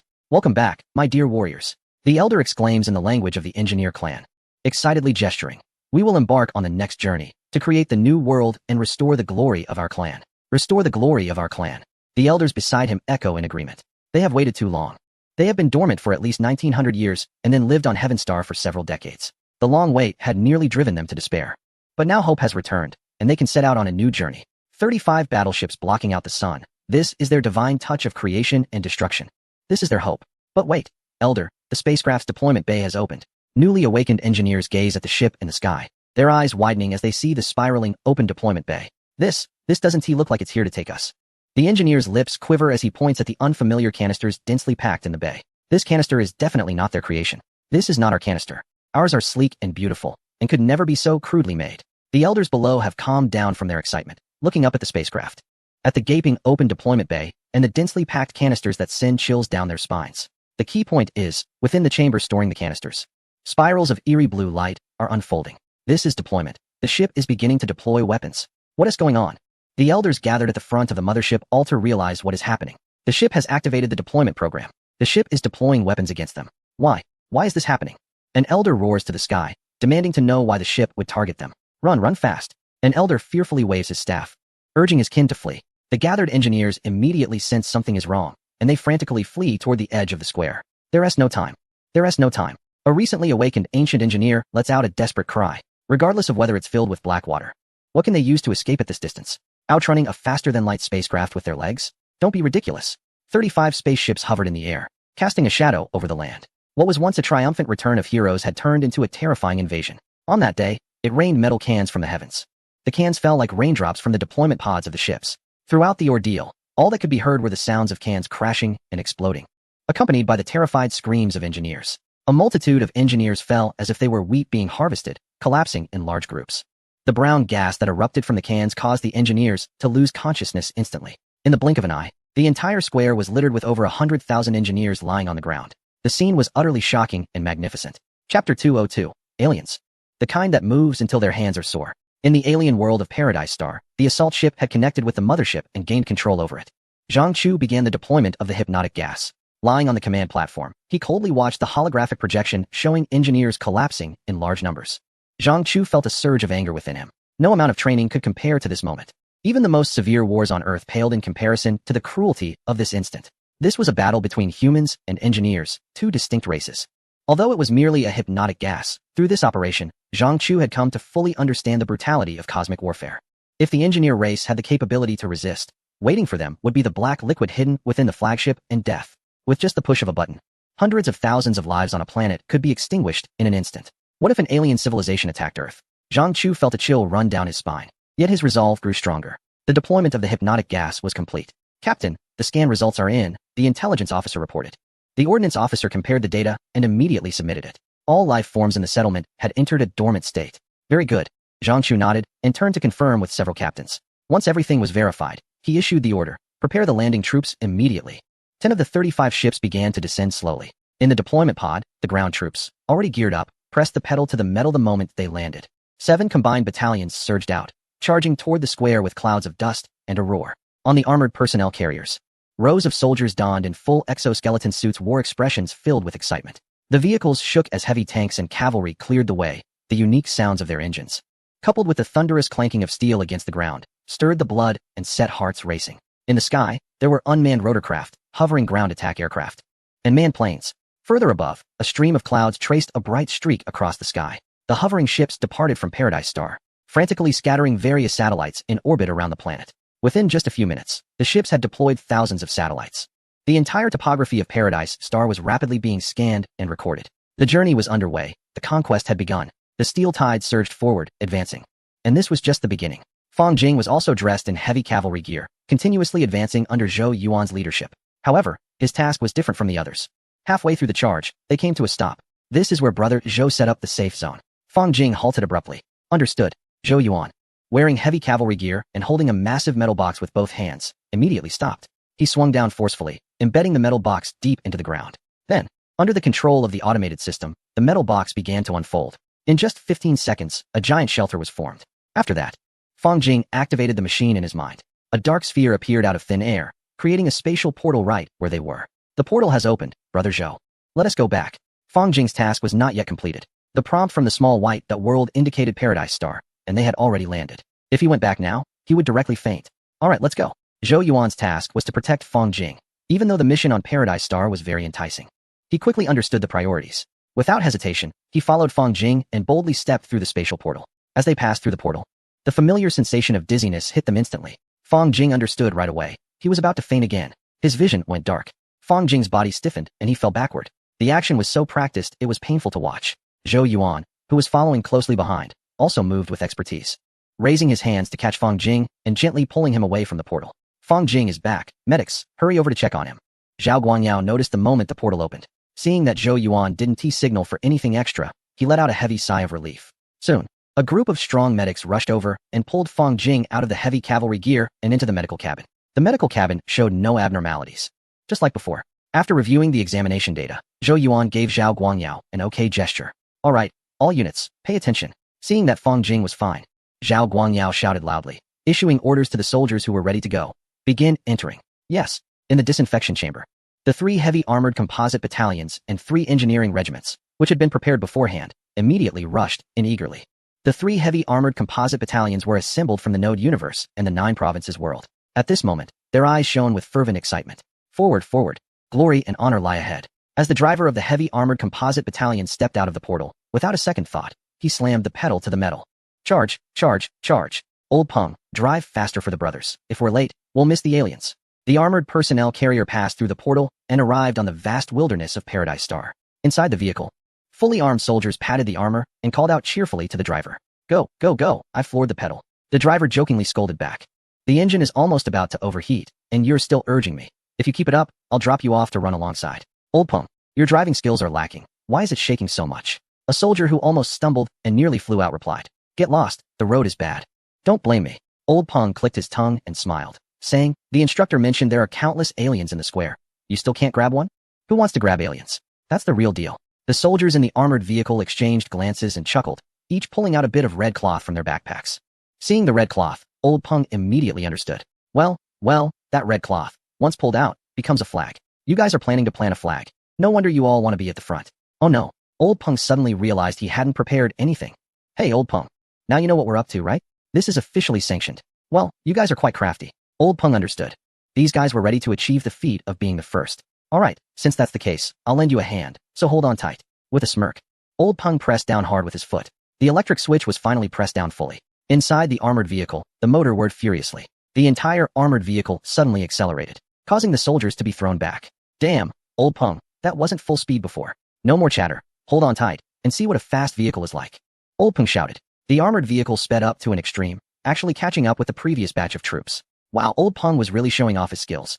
Forget about them. Keep an eye on the flanks. They have their own tasks. Near the Engineer clan's settlement on Heaven Star, in the wilderness. On this planet, a structured flow of steel first appeared on land. On that day, wheels rolled, and dust filled the sky. On that day, the convoy collected aliens until their hands were sore. The soldiers who had once eagerly anticipated seeing aliens were now filled with regret. Damn, why are there so many aliens? Chapter 203 Robots? In the alien world, Heaven Star, in the center of a massive square, the officers and soldiers tasked with transporting the hypnotized engineers were truly exhausted. Fortunately, a large number of robots were deployed in the command room, significantly reducing the pressure. Meanwhile, Old Peng's convoy had arrived at the center of the square, beneath a tall building. Several soldiers in exoskeletons kicked open the vehicle doors and filed out. They wore specially designed exoskeletons, with mechanical arms capable of gripping up to 7 tons. 7 tons. This allowed the group of warriors to use their mechanical arms to breach walls, moving freely on the surfaces. Our mission is to plant the flag at the highest point so that our brothers in the square can see it. The leading soldier, using both hands and feet, started to scale the walls with ease. Given his skill, it was clear he had practiced in secret.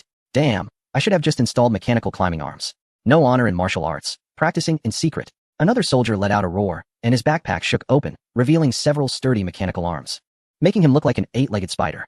The 8 mechanical legs were exaggerated, gripping the wall and allowing him to move effortlessly like a spider. You've got some serious tech. The captain, who was honestly climbing with his hands, widened his eyes. Wow, engineering crawling apparatus. This guy has the advantage with technology while we're using our hands. How can we possibly win? The tech-enhanced octopus spider moved skillfully on the wall, quickly pulling ahead of the skilled workers. Haha, I'm an engineer equipped with an engineering crawling device. This isn't unfair, right? The engineer chuckled proudly as he began to pull a flag from his backpack. Safety was not a concern for them. This area had already been swept multiple times by assault teams. The outcome was still uncertain. Just as the engineer was feeling triumphant, the slowest assault soldier, with a toothy grin, suddenly smiled. He waved his hand, and several miniature pulse propulsion nozzles emerged from his backpack. I had my plans too. Personal flying device, activate. Boom, boom, boom, boom. Those engaged in the wall duel caught a glimpse of a shadow flying by. Wow, there's a master among them. An even stronger tech. Ultimately, the flag was successfully hung at the highest point near the square. This bright red flag was not to assert sovereignty or showcase anything. It was simply to signal that the flag was up. Let us go. Hurry, give it a push. Who are those lucky ones that actually drew the short straw? Lift it. Give me a boost. What a stroke of luck. The bright red flag waved at the high point of the square, and at noon, the occupying soldiers looked up and could see it. They saw that flag shining brightly in the golden sunlight. Thus, morale surged by 100,000. The soldiers struggling on the ground immediately shouted as they exerted more effort. They saw that familiar flag, and excitement filled their hearts. It seemed that even their feet pressing on the ground felt more powerful. One soldier let out a loud shout and directly lifted 5 engineers stacked together onto a nearby truck. This soldier was incredible. Do you understand what morale boost means? At the spatial gate of the alien world in the Node universe, large numbers of robots lined up, waiting to enter. They would quickly establish a detention camp on Paradise Star to imprison all captured engineers. On the other side, in the disinfection room number 5, Fong Jing was quietly lying in the medical pod. Fong Jing was now quite familiar with the process. After entering the dark space, he followed the white light directly to the machine. On the machine, Next to the red dot representing the alien world, the originally white had finally turned red. This indicated that the new world had been unlocked. Let me see the conditions for opening the spatial gate. Fang Jing's consciousness touched the small red dot. Suddenly, his body felt like it was plummeting, continuously falling. When he opened his eyes again, he found himself in a strange place. It seemed to be underwater, with shimmering lights shining in the distance. Fang Jing could clearly see hot springs erupting from the rock columns, and there was even a deep depression where the light emanated from. The moment he saw this depression, Fang Jing's body twisted, and his vision began to spin and blur uncontrollably. By the time his sight returned to normal, he was in another odd location. Here, Fang Jing felt an inexplicable sensation. The space above him was rapidly shrinking, and when it reached his side, it accelerated again. Suddenly, Fang Jing realized that this feeling was all too familiar. Every time he passed through a spatial gate, he experienced this sensation of space being compressed and accelerated around him. This was the entrance to a wormhole. The prompt for opening the spatial gate this time was unexpectedly approaching an unfamiliar wormhole. In that moment of shock, the surroundings shattered and collapsed like bubbles. When he opened his eyes again, he had awakened. How is it? Zhou Yuan, seeing that Fang Jing's body showed no abnormalities on the medical pod, let out a sigh and opened the pod door. The little white dot world prompt appeared, which was quite strange. Supported by Zhou Yuan, Fang Jing sat up from the medical pod, his face full of contemplation. Strange. Zhou Yuan raised an eyebrow and suggested, "Let's go to the expert group. There's a team there that specializes in studying film and television works." These past 2 years? Fang Jing asked. Traveling to the Heavenly Star had indeed taken a full 2 years. Upon returning, he hadn't yet had the chance to understand the changes in the Node universe and the 9 provinces world. It should be that while you were unconscious, Brother Zhao came by and synchronized the base data, which I also reviewed. Alright, let's go then. Fang Jing thought about that bizarre scene, the underwater setting, and the wormhole. This combination felt so familiar. The two of them strolled around, and after completing quarantine, they headed directly to the expert group's base. Upon Fang Jing's arrival at the expert group's base, everyone turned to look at him. Zhao Guangyao, Zhou Jidong, and Old Wang were also present, discussing the development program for the Heavenly Star. "Hey, Brother Zhao, where's Old Zhu?" As soon as Fang Jing entered, he immediately noticed something was off. Where was Old Zhu? Haha, I'm right here. Just as Fang Jing felt a shiver of worry, a robot next to Zhao Guangyao spoke up. The voice was very familiar. Warm and fatherly. There was no mistaking it. It was Old Zhu's. However, what left Fang Jing dumbfounded was that this voice was coming from a robot. "Old Zhu, what happened?" Fang Jing had seen the robot when he entered, but hadn't paid much attention to it. Who would have thought this was actually Old Zhu? What on earth had happened during the 2 years he was away? Instantly, Fang Jing's expression changed dramatically, and he anxiously asked, why did Old Zhu become a robot? Chapter 204. Wow, a new world. Old Zhu had turned into a robot. Fang Jing found it hard to accept. Regarding the elder Zhu, he is held in very high regard. As a senior figure, he has always been personally involved in Project 237, while also being mainly accommodating towards them. He is kind internally but firm externally. He even took special care of Fang Jing himself. Fang Jing is somewhat aware of what the elder Zhu has done.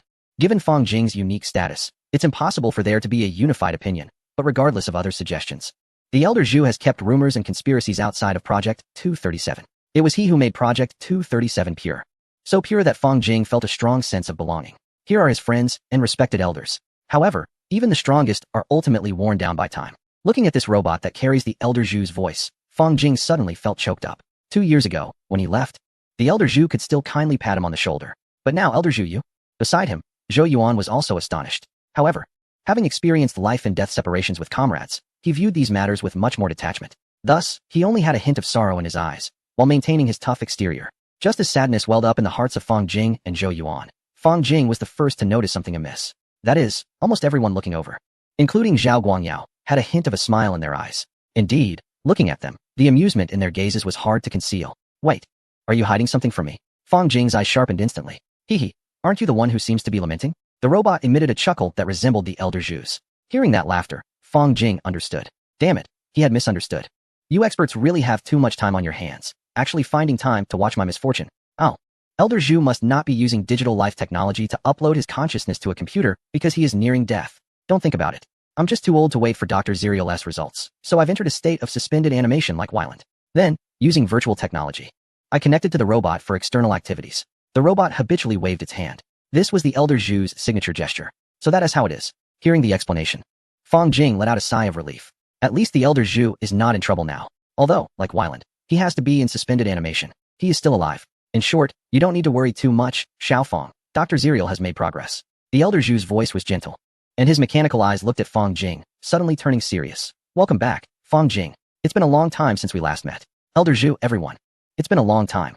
Hearing the elder Zhu's words, Fang Jing finally felt at ease and smiled as he greeted the members of the expert group. This time you came. Is it because there has been progress in the new world? After the greetings, getting to the point, the elder Zhu speculated. Indeed. This hint was also an image. Specifically, Fang Jing recounted the image he had seen. After the discussion, the expert group fell into deep thought. The ocean floor, thermal swimming. Fissures, wormholes, or space gates. Tan Wei frowned. Although the information this time was still vague, it was much clearer than the abstract base codes from last time. There were not many that met these conditions. In fact, Tan Wei quickly locked onto one possibility. Considering his extensive viewing experience over the past 2 years, having watched thousands of films, each at least 7 times, he recalled Pacific Rim, the 4 elements, ocean floor, thermal swimming, fissures, wormholes, or space gates, had many films that matched each individually. However, combined, only this film fit the criteria. Wait, Tan Wei, you're being too decisive. Zhang Yuan, who was in the same group, raised his finger and gently shook his head. Although he had an equal viewing experience, he enjoyed challenging Tan Wei. Seeing everyone's attention turn to him, Zhang Yuan straightened his expression and explained, besides Pacific Rim, there's also the film Atlantic Rim. That could be a possibility too. Tan Wei's face showed surprise. Damn, he had been careless. Zhang Yuan was right. For those of them involved in strategy, such details absolutely could not go wrong. And this time he had overlooked something. It was indeed possible, but Atlantic Rim did not mention the origin of the sea monsters. Zhu Lao nodded, agreeing with Zhang Yuan's addition, and joked, perhaps the background was also a knockoff, or those monsters were mutated from nuclear wastewater, right? Speaking of you, little ribbon. In any case, the likelihood of Pacific Rim remained the highest. Fang Jing nodded. Indeed, he remembered Pacific Rim, with its cool mechs fighting monsters. In the plot, those monsters were sent to Earth by aliens through an underwater wormhole. Plan number 1 focused on Pacific Rim. Zhu Lao nodded, finalizing the decision. Let's start formulating a plan immediately. The expert group had been discussing the development of Paradise Star, but with Fang Jing's arrival, they became even busier. Meanwhile, Fang Jing returned to the rest cabin, preparing to get some good rest. After a phone call with his parents, Fang Jing lay on his bed, contemplating matters related to the new world. If it really was Pacific Rim, the hint for opening the space gate would be near the wormhole. The wormhole was the entrance for the monsters, and he might have to face them directly. Moreover, before opening the space gate, he could only bring a limited amount of equipment, and his team members wouldn't be able to help him. This meant that to approach the alien wormhole, he would have to rely on the strength of the nation in the Pacific Rim world. Activate the mech. That's right. The only thing Fang Jing could think of was to pilot the mech over, to access the mech from the Pacific Rim world and get near that wormhole. With this thought, Fang Jing suddenly opened his eyes wide. Oh man, piloting a giant mech. One as tall as a building, not just a 2-story heavy cavalry. And he would be using this mech to fight fierce monsters. Piloting a mech to battle monsters. This was the dream of countless young people after watching Pacific Rim. The intense combat, the adrenaline-pumping scenes, all taking place against the backdrop of human cities, creating a sense of tragic desperation with no retreat. Realizing this, Fang Jing couldn't sleep at all. He was going to pilot a mecha. He thought to himself that he must find a camera to capture his heroic figure and send it to his close friends. Just thinking about that scene made him grin from ear to ear. He still remembered back in 2013, after watching a certain movie with his buddy. They were all hyped up. Now, his buddy remained the same, but he was truly going to pilot a mecha. He was the pilot of the Storm Crimson. No, he needed a new mecha. Chapter 205, Expanding the Space Gate. Over here, while thinking, Fang Jing directly opened his phone and clicked on a messaging app. Fang Jing, Shaolin, wait until I show you something amazing in a while. Buddy Lin, what are you planning? Going to the moon was already ridiculous enough. Fang Jing, just wait for my good news. Buddy Lin. Fang Jing's buddy, Lin Shi, had known him since childhood. However, due to confidentiality agreements, Lin Shi didn't know much. Only that his buddy Fang Jing had joined the military and was doing exceptionally well. A few years ago, he was part of the second batch of astronauts stationed at the lunar base. Now, after 2 years without contact, his brother suddenly tells him he has something big going on. This was his buddy who had been to the moon. Whatever it was, it had to be significant. On the other end of the phone, Lin Shi took off his police cap and scratched his head. What's this sudden anticipation about? That darn Fang Jing, always leaving him curious and then going silent. Next time they meet, he'd make sure to give him a good punch. Lin Shi clenched his fist, feeling pumped up. Meanwhile, having teased his buddy, Fang Jing was in a good mood. Feeling hungry, he went to the cafeteria to grab a bite, and just happened to run into Zhou Ge. Hey, Fang Jing, we need you for an experiment later. Do you have time? Zhou Ge, with a full lunchbox of chicken legs, sat down directly across from Fang Jing. Sure, what's the experiment about? Watching Zhou Ge devour a chicken leg every few seconds, Fang Jing couldn't help but twitch his mouth. That appetite was impressive. It's about the space gate. Can you unilaterally open a space gate? Unilaterally means opening a space gate without a connection. Such a gate wouldn't allow for travel, but it would still exist. That should be possible. But why would we want to do that? After taking a bite, Fang Jing was puzzled. What strange experiment were they planning this time? They had developed a space distortion device using fusion technology combined with alien world technology, aiming to see if they could expand the space gate. Zhou Ge, still munching on his chicken legs, mumbled with his cheeks full, a diameter of 6 meters is still too small. Some large machinery, even when disassembled, has parts exceeding 6 meters. Considering they need to develop a new planet, this is a whole planet. Large equipment must be transported there, and even the production line needs to be extended. So that was the plan. Fang Jing understood and nodded. The space gate of the Wandering Earth universe was just sitting idle, perfect for a trial. Indeed, the experts thought the same way. Zhou Yuan snapped his fingers. All right, I'm done eating. What? In just a matter of a few sentences, Fang Jing looked down. Wow, such a big plate of chicken legs, and they were all gone. Not even the bones were left. Indeed, Brother Zhou has a good appetite. He eats chicken legs without leaving any bones. Hey wait, I'm good. Fang Jing followed Zhou Yuan to the disinfection room number 1. This was originally where the space gates of the Wandering Earth world were stored. After being empty and quiet for so long, the disinfection room finally became lively again. As soon as Fang Jing entered, he was attracted by a huge circular ring placed in the center. This was a large vertically positioned ring with strange patterns. And the entire ring was connected to a massive spherical structure behind it. The mechanical structure of the ring and the sphere was quite exquisite. Although the overall design had a rugged beauty typical of heavy industry, the fine details of the mechanical surfaces were still astonishing. This was the pinnacle of industrial technology from the Node universe and the Jiuzhou world, known as the high-energy field generator. As Fang Jing approached, marveling at the mechanical beauty, he placed the space gate in front of the ring as instructed. Then, like Zhou Yuan, he entered the isolated safety laboratory. Inside the lab, the scientists were already in position. Fang Jing even spotted Holos in the corner. Seeing him, Fang Jing raised an eyebrow. Hey, this guy seems to be doing quite well. Already in the lab, Holos also noticed Fang Jing, and his dark eyes flashed with various emotions. However, rationality eventually won. The electronic shackles connected to his nerves would cause him to writhe in agony on the ground if he made any harmful movements. Never mind, good behavior is commendable. Now, let's begin charging. Just then, the experiment started. The scientists called the researchers and began to control the nuclear fusion power supply on the engineer ship. The curvature was generated using antimatter. The Node universe couldn't achieve that level yet, so they used a series of fusion devices instead. Now, they barely met the energy output standards. The fusion reactor was activated, energy reached the standard value, and preparations were underway. The high-energy equipment was functioning normally and undergoing changes. The energy would cause spatial distortion. The circular ring in the disinfection room was the energy generator that set the path. High-energy output would cause the space to stretch. The leading scientist, seeing that the experimental conditions were met, gently placed his hand on a lever. All units, prepare. Preparation complete. Then, with a sudden push of the lever, the scientists simultaneously notified all departments. Start. In the disinfection room, the elegantly designed vertical ring suddenly emitted a soft white light. This white light became increasingly gentle and soothing. A light circle formed near the halo. The aperture, surrounded by the pitch-black space gateway, is a black sphere with a soft, pure white halo behind it.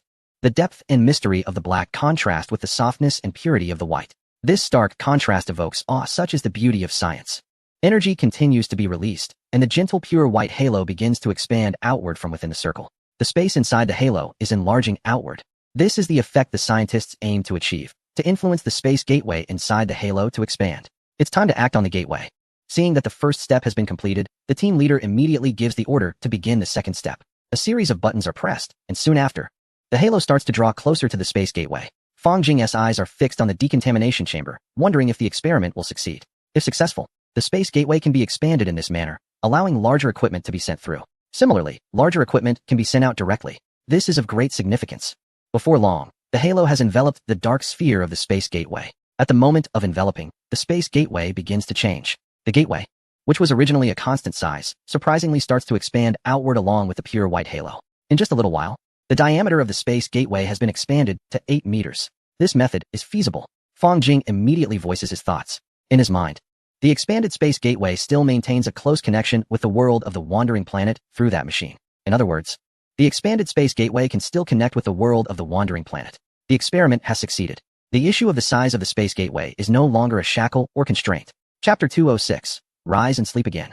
In the underground section of the Western Mountain Base in the Node universe, the scientists present are filled with excitement at the sight of the significantly enlarged space gateway in the decontamination chamber. The experiment has succeeded. The size of the space gateway is no longer a limitation for large equipment. Excellent, excellent. Upon hearing Fang Jing's confirmation, the lead scientist finally feels relieved. They were unsure if the space gateway had been damaged. However, with Fang Jing's assurance, they are certain it is intact. There will be no more need to dismantle the spacecraft. In the distance, the scientists responsible for assembling the spacecraft are nearly in tears. After much effort, with the help of engineer Horace, they successfully assembled the C-shaped spacecraft. However, there have been some issues with the dismantled Prometheus and Cuvette spacecraft. The scientists working on the engines feel desperate. Even with design blueprints, their current equipment cannot achieve the necessary precision. Forcing the assembly could lead to major problems. Fortunately, the space gateway can be expanded, so such situations should decrease in the future. Why wasn't this achieved sooner? This will make things much more convenient moving forward. Zhou Yuan is also ecstatic. The ability for large machinery to pass directly through means so much to him. Why were small armored vehicles still used for the assault on Heaven Star? Was there no new research outcome? Of course not. With the advancement of science, aerial delivery armored vehicles have been developed. However, their minimum diameter is 8 meters, which cannot fit through the spatial gates. Now, we have flying armored vehicles that will unleash a torrent of steel. Some shipborne weapons can even be mounted on these flying machines. The scene and firepower will be absolutely explosive. Heavy firepower enthusiast Zhou Yuan's eyes lit up with excitement. Let's go, brother Zhou. The experiment was a success. Fang Jing was also quite pleased, but he was more concerned about the changes in the outside world during his 2 years away. So, after the successful experiment, he quickly took Zhou Yuan away from the site. What? 6 major artificial suns in Mars orbit have been ignited, and the temperature on the Martian surface has been maintained at 26 degrees year-round. Also, a massive icy comet has been decomposed and integrated into Mars, which now has liquid oceans. Upon receiving this news, Fang Jing's eyes widened in shock. Mars has oceans? Can you imagine that the once red planet now has a third of its surface turned into blue oceans? Fang Jing couldn't imagine it. So he chose to directly view the holographic projection. And this is just the beginning. Fast-growing plants have been selected, and soon, the surface of Mars will be covered with vegetation. Zhao Guangyao smiled as he explained to Fang Jing, the transformation of Mars has entered its final stage. Once the atmosphere is fully transformed, we can begin constructing ground cities. Cities on Mars. This will be our first developed planet. Half an hour later, Fang Jing walked out of Zhao Guangyao's office, mouth agape. The changes that had occurred in this universe during his 2 years in the Alien World expedition exceeded his imagination. The advanced technology of Project 237 has begun to benefit the public through continuous dissemination. Now, the transportation system has evolved from ground level to three-dimensional. Flying cars equipped with high-performance batteries and electric propulsion engines are already in use. The endless electrical energy brought by nuclear fusion engines has made wireless charging technology widespread throughout the region. After 2 years, it felt as if Fang Jing had stepped into the future. However, what left Fang Jing both amused and baffled was seeing a middle-aged woman using holographic projection to dance in the square. Quite unique. While Fang Jing was learning about the changes in the Node universe over the past 2 years, in the alien world, on Paradise Star, in a square where fainted engineers had finally been cleared away, Cheng Yuan stood at the edge of the square, looking at the report handed to him by a communicator. He clicked his tongue in astonishment. There are actually 230,000 engineers, exceeding expectations. Cheng Yuan initially thought that 100,000 would be more than enough. But he never expected to capture a staggering 230,000 this time. This number. He imagined the robotic excavators in the 9 provinces world working tirelessly in the detention facilities. Cheng Yuan shook his head. A detention facility for 230,000 people. Such a scale could rival a small town. However, considering that it is in the 9 provinces world, it was just a small town, a minor issue. The cleanup is complete, and now it's time to dig out the people we truly need. Those left on the Paradise Star are basically just extras. According to Intel, the real core scientists, the developers, and even the managers of the spaceship maintenance base, as well as the biologists behind the plan, have all been in deep sleep. They will remain so until the fleet returns to awaken them for the next experiment. The intel indicates that these sleeping engineers are located within the maintenance facility of the spaceship. This facility has the precision equipment needed to manufacture spacecraft components. What we need in the Node universe is exactly such equipment. Of course, more importantly, we need the scientists who can create this equipment. Team 1 and Team 2. Prepare to take action. Right now, the entire square is surrounded by the coalition forces of the Node universe and the Eastern world. There are spaceships and onboard weapons in the air, and on the ground, there are armored vehicles, super tanks, and heavy artillery. Capturing a few scientists should be straightforward. 2 teams of soldiers in exoskeletons swiftly maneuvered into the hills behind the settlement as instructed. These scientists are sleeping in the hills, with the help of our intel source. Finding their companions was effortless. In just a quarter of an hour, both teams discovered large sleeping chambers. What is a sleeping chamber? It's a room that can hold over 1,000 sleeping pods. There are at least 10 such rooms. The scale of these scientists is astonishing. Moreover, not far away, there is a massive dock filled with various equipment that looks quite promising. In the command center, seeing the reported numbers, the commander couldn't help but smile broadly. Wow, I accidentally stumbled upon an engineer's home. A team of 10,000 scientists, combined with a supersized dock. If we manage to convince them and learn their technology. Wow, I can hardly imagine. Commander, should we wake them up? Looking at the densely packed sleeping pods, resembling clusters of eggs, one team member felt a bit uneasy. Do we have enough sedative gas to wake them all according to safety protocols? We have enough, let's move immediately. After confirming the orders, one team member suppressed their discomfort and, following the blueprints, directly cut off the power supply to the sleeping chambers. With a series of hissing sounds, the thousands of sleeping pods slowly opened. Some engineers, still dazed from their slumber, began to drop to the ground. The team leader unloaded a massive tank from their backpack, grinning widely as they said, "Hey, old buddy, you're awake? Time to go back to sleep."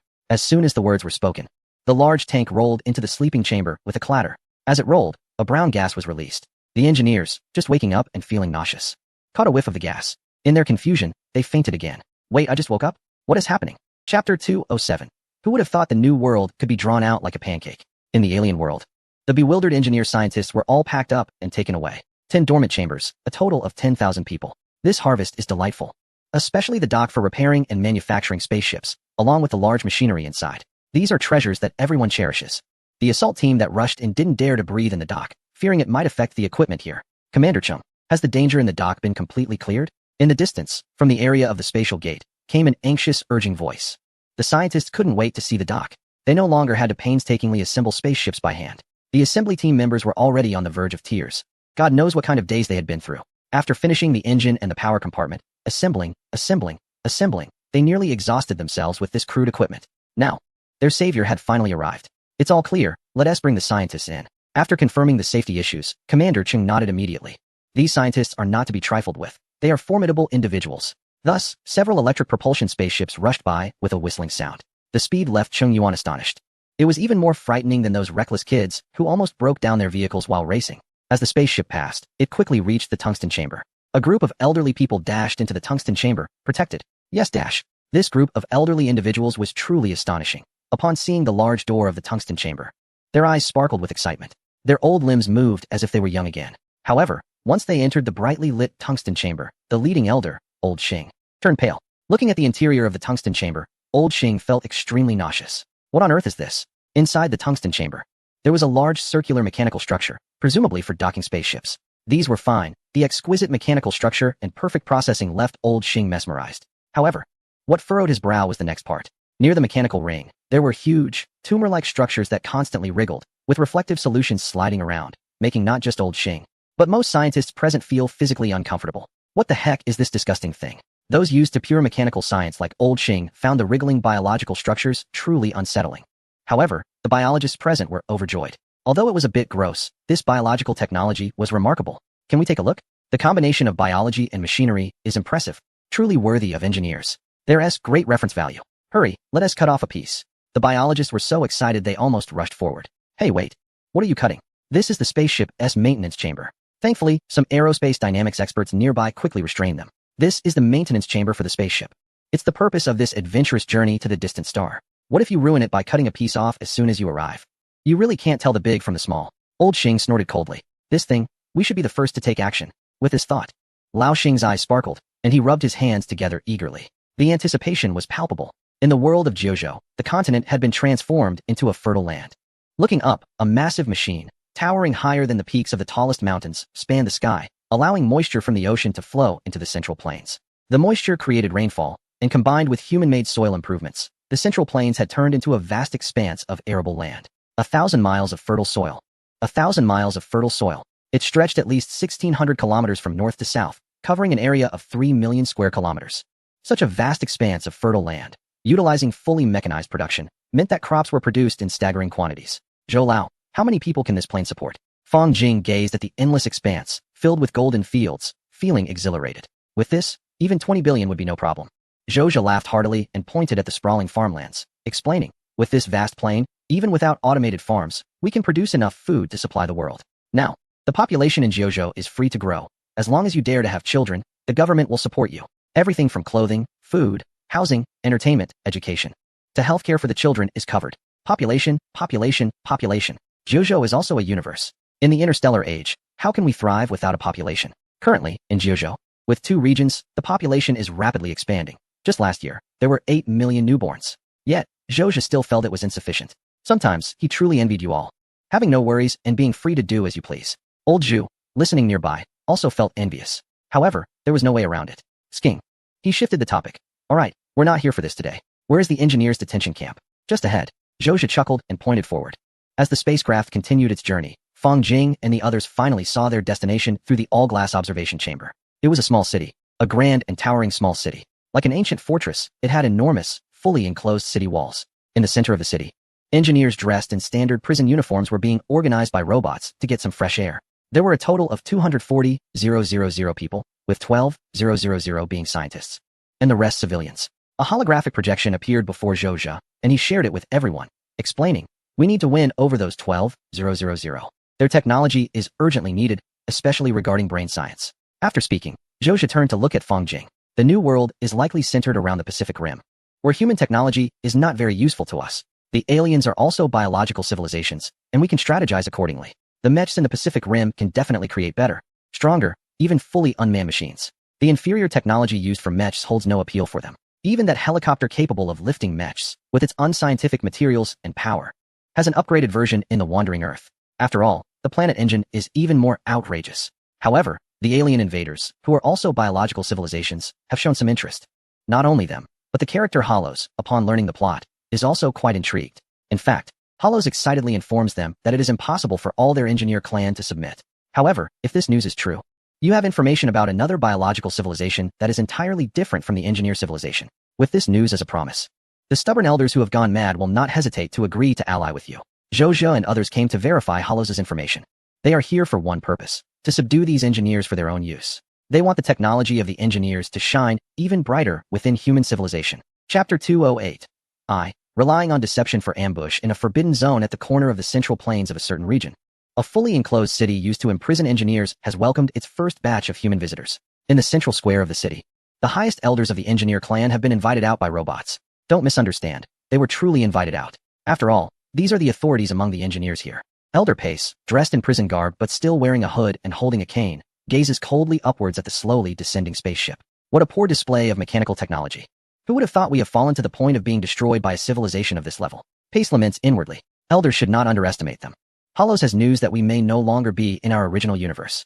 Beside him, a lower-ranking elder, seizing the rare opportunity to gather together, cautiously conveys information. However, his caution is in vain, because, in this holding chamber, there is full surveillance and listening. Yes, biological monitoring and soundwave listening. Their conversation is being broadcast live. The lower-ranking elder, thinking he is being discreet, continues in a low voice. Hollows has biological implants that can connect to the creator lineage. Although there are differences between their lineage and ours, they have maintained contact. And now, that contact has been severed. Severed? The highest elder furrows his brow. But he still presses on. Even if the contact is severed, there are many reasons to determine that you are not in the same universe anymore. There are many possibilities for the contact to be cut off.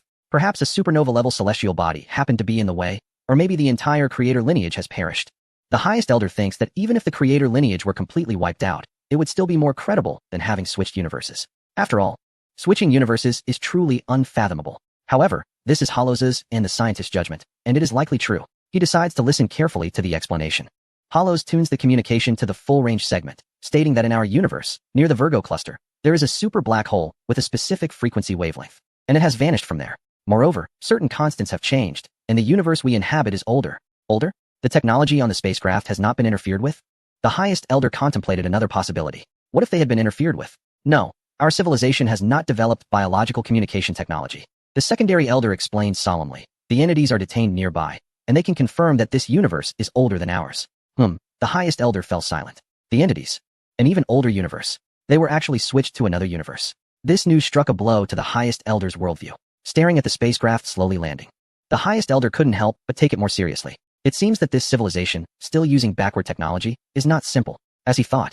He tightened his grip on the scepter in his hand. He is the highest elder, isolated far from all the engineers, and has been specifically subjected to biological isolation. These are not the key points. The critical issue is how this backward civilization recognized his identity. Damn it, there is definitely a traitor among the engineers. If he catches him, there will be consequences. It has made it impossible for him to grasp the situation until now, daring to risk letting the secondary elder report news. This is really infuriating. Such engineers deserve to be punished severely, turning them into test subjects. At that moment, Holos, who was comfortably soaking his feet, suddenly sneezed. Achoo. He shook his head and immediately became alert, looking around. Who is thinking of me? On the other side, in the monitoring room, Wang Daxuan and his teammates were covering their mouths. They were professionally trained and could not laugh casually. Brother Wang, your fishing plan really caught some big fish. Beside him, a teammate looked at the screen with a mischievous grin. The screen displayed the engineer elder whispering. Not only their voices, but also their actions were clearly visible to them. Hey, I think this is a powerful alien civilization, which might have communication methods we don't know about. Wang Daxuan was also pleased. He truly struck gold. These engineers indeed have backup plans. Previously, after capturing them, Wang Daxuan suppressed all options and set a trap for the engineers. That's right, it was fishing. The entire detention center, including monitoring and surveillance facilities, had been built long ago. However, no matter what the engineers discussed, Wang Daxuan pretended not to hear. Whether it was a test or genuine, the engineers had organized several jailbreak attempts in the past few days. even if Wang Dashuan knew in advance. He only informed the troops outside the detention center and did not notify the detention system. The strategy was one of indulgence. As a result, after several jailbreak attempts, losing a dozen robots, they were naturally suppressed. The engineers also developed the illusion that there was no monitoring and listening in the detention center after several tests. It is quite reasonable that the subordinate elder has now revealed a big scoop. These guys, some core members, even have biological implants. The listener sneered. Indeed. It's a biological civilization. They actually have some kind of biological communication system. It seems that the detention center is livelier than expected. These engineers must be mocking human foolishness on the biological communication channel, right? They are called Hugwang and Nuodasi, aren't they? Wang Dashuan shrugged and pointed at the monitor. In the video, a young engineer in the detention room had his arms spread wide, a devout expression on his face, constantly mumbling. This is Hugwang. And the one dancing next to him is Nuodasi. The recorder beside him confirmed the information and coldly remarked, these two have been like this for days. I initially thought they were just bored, but it turns out they are trying to deceive us. Those with issues have all been marked. Wang Dashuan took the list handed to him by the recorder and let out a few sinister laughs. Notify the guards. Those on the list should be taken away. Yes. As the information was reported, a synchronized laughter erupted in the monitoring room. So, Hugwang and Nuodasi, huh? So you guys have biological implants? Let's see you take off your masks now. Suddenly, hurried footsteps echoed. Hugwang, who was outwardly praying but was actually intercepting external radio signals and deciphering languages, suddenly opened his eyes in confusion. Then, to his bewilderment, the door to his cell was kicked open, and the guards rushed in wearing heavy exoskeletons without saying a word. Hugwang, you've got some explaining to do. Come with us. Chapter 209. Swift Neil. Hugwang was truly bewildered. What is going on? I was just calculating. What happened? The guards in black metal armor said nothing more and rushed over to seize Hugwang's arms. The two guards worked together to try to put handcuffs on him. Wait. What's happening? You can't do this. Hugwang realized something was wrong and struggled desperately. Perhaps due to the biological implant, he was quite strong. The two guards nearly couldn't hold him down. We'll explain when we get there. Seeing Hugwang resist, one of the guards focused his gaze. Hey, my temper. Having an engineer secretly communicating right under my nose is already embarrassing enough. Now, they can't even subdue a mere alien. Get off. My fists are hard. The guard's fist truly became hard. He shouted, tightened his grip, and the exoskeleton emitted a mechanical sound. Energy output 25 released. The mechanical arm of the exoskeleton exerted force. And Hugwang, who was struggling with all his might, was forcibly pressed to the ground and unable to move. Click. The electronic handcuffs were put on. The electric current in his feet made Hugwang convulse for 3 seconds before he decisively gave in and stopped struggling. As he was being dragged out of the holding room with his head down, Hugwang glanced sideways and saw that Nuodasi was similarly being restrained and taken out. The two exchanged a look, both filled with despair. Now, there is no chance of escape. All the engineers suspected have been captured. Meanwhile, the spaceship landed, and the hatch opened. Under the protection of guards, Zhou Zhe, Wang Lao, and Zhu Lao, along with Feng Jing and others, disembarked from the ship. The highest elder of the engineers noticed that the identities of the group were extraordinary. He pushed aside the subordinate elder beside him, stepped forward, and stared at Zhu Lao, calmly asking, why have you come here? Hee, let us not get into that for now. Zhu Lao glanced around and made eye contact with a few people who were nervously adjusting their earpieces, then chuckled lightly and said, let us first discuss the issues regarding Hugwang and Nuodasi. What? The subordinate elder's pupils contracted upon hearing these two names. What happened to them? How do you know about them? Shut up. The highest elder shouted angrily, pressing his forehead. He instantly understood. The earlier assurances from the subordinate elder that there were no eavesdropping or surveillance in the prison were all nonsense. Now, everything had been laid bare. Given the situation, it was better to be straightforward. The highest elder sighed lightly, raised his head to look at Zhu Lao, and asked, we are no longer in our original universe. What is the purpose of capturing us? You are very clever. This indeed counts as a different universe. Zhu Lao replied frankly. He had already grasped the trump card. So he spoke without fear. For technology. This plain answer made the highest elder raise an eyebrow. He glanced at the ferry ship. The technology of this ship was shockingly poor. Suddenly, the highest elder began to understand. This was an extremely fortunate civilization that had stumbled upon a machine for traversing parallel universes, and now they were desperately trying to plunder technology from various parallel universes. But why should I cooperate with you? The highest elder looked down on Zhu Lao. It was a foolish dream for a weak civilization to desire their technological achievements. Even if they captured them, what would it matter? The engineer civilization was destined for decline. Does it matter who extinguishes a doomed race? For the highest elder, apart from saving the engineer civilization, he cared about nothing else. He wouldn't even mind if it meant exterminating all engineers here. Without producing Daikin, these people would ultimately face death. No matter who took action, the outcome would be the same. I know what you need. Zhu Lao had already understood the character of the highest elder in advance, so he was not surprised by his words. You know? Mentioning this made the highest elder furious. He boldly stepped forward to confront Zhu Lao. Who? Who exactly betrayed us? I want to personally feed him the black water and offer him to Daikin. Step back. Seeing the highest elder's unruly behavior, the guard stepped forward with a taser. Who? Who dares to betray us? Unexpectedly, Even after being electrocuted to the point of convulsions, the highest elders still struggled to crawl forward, questioning the old man about the traitors of their race and demanding to know who they were.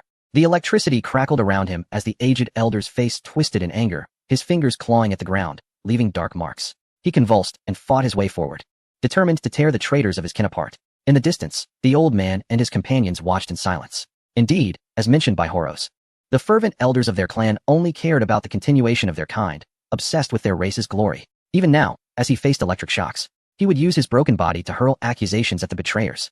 Horos was right. This was also why he was reluctant to come forward. Their elders were tough, stubborn as old bones.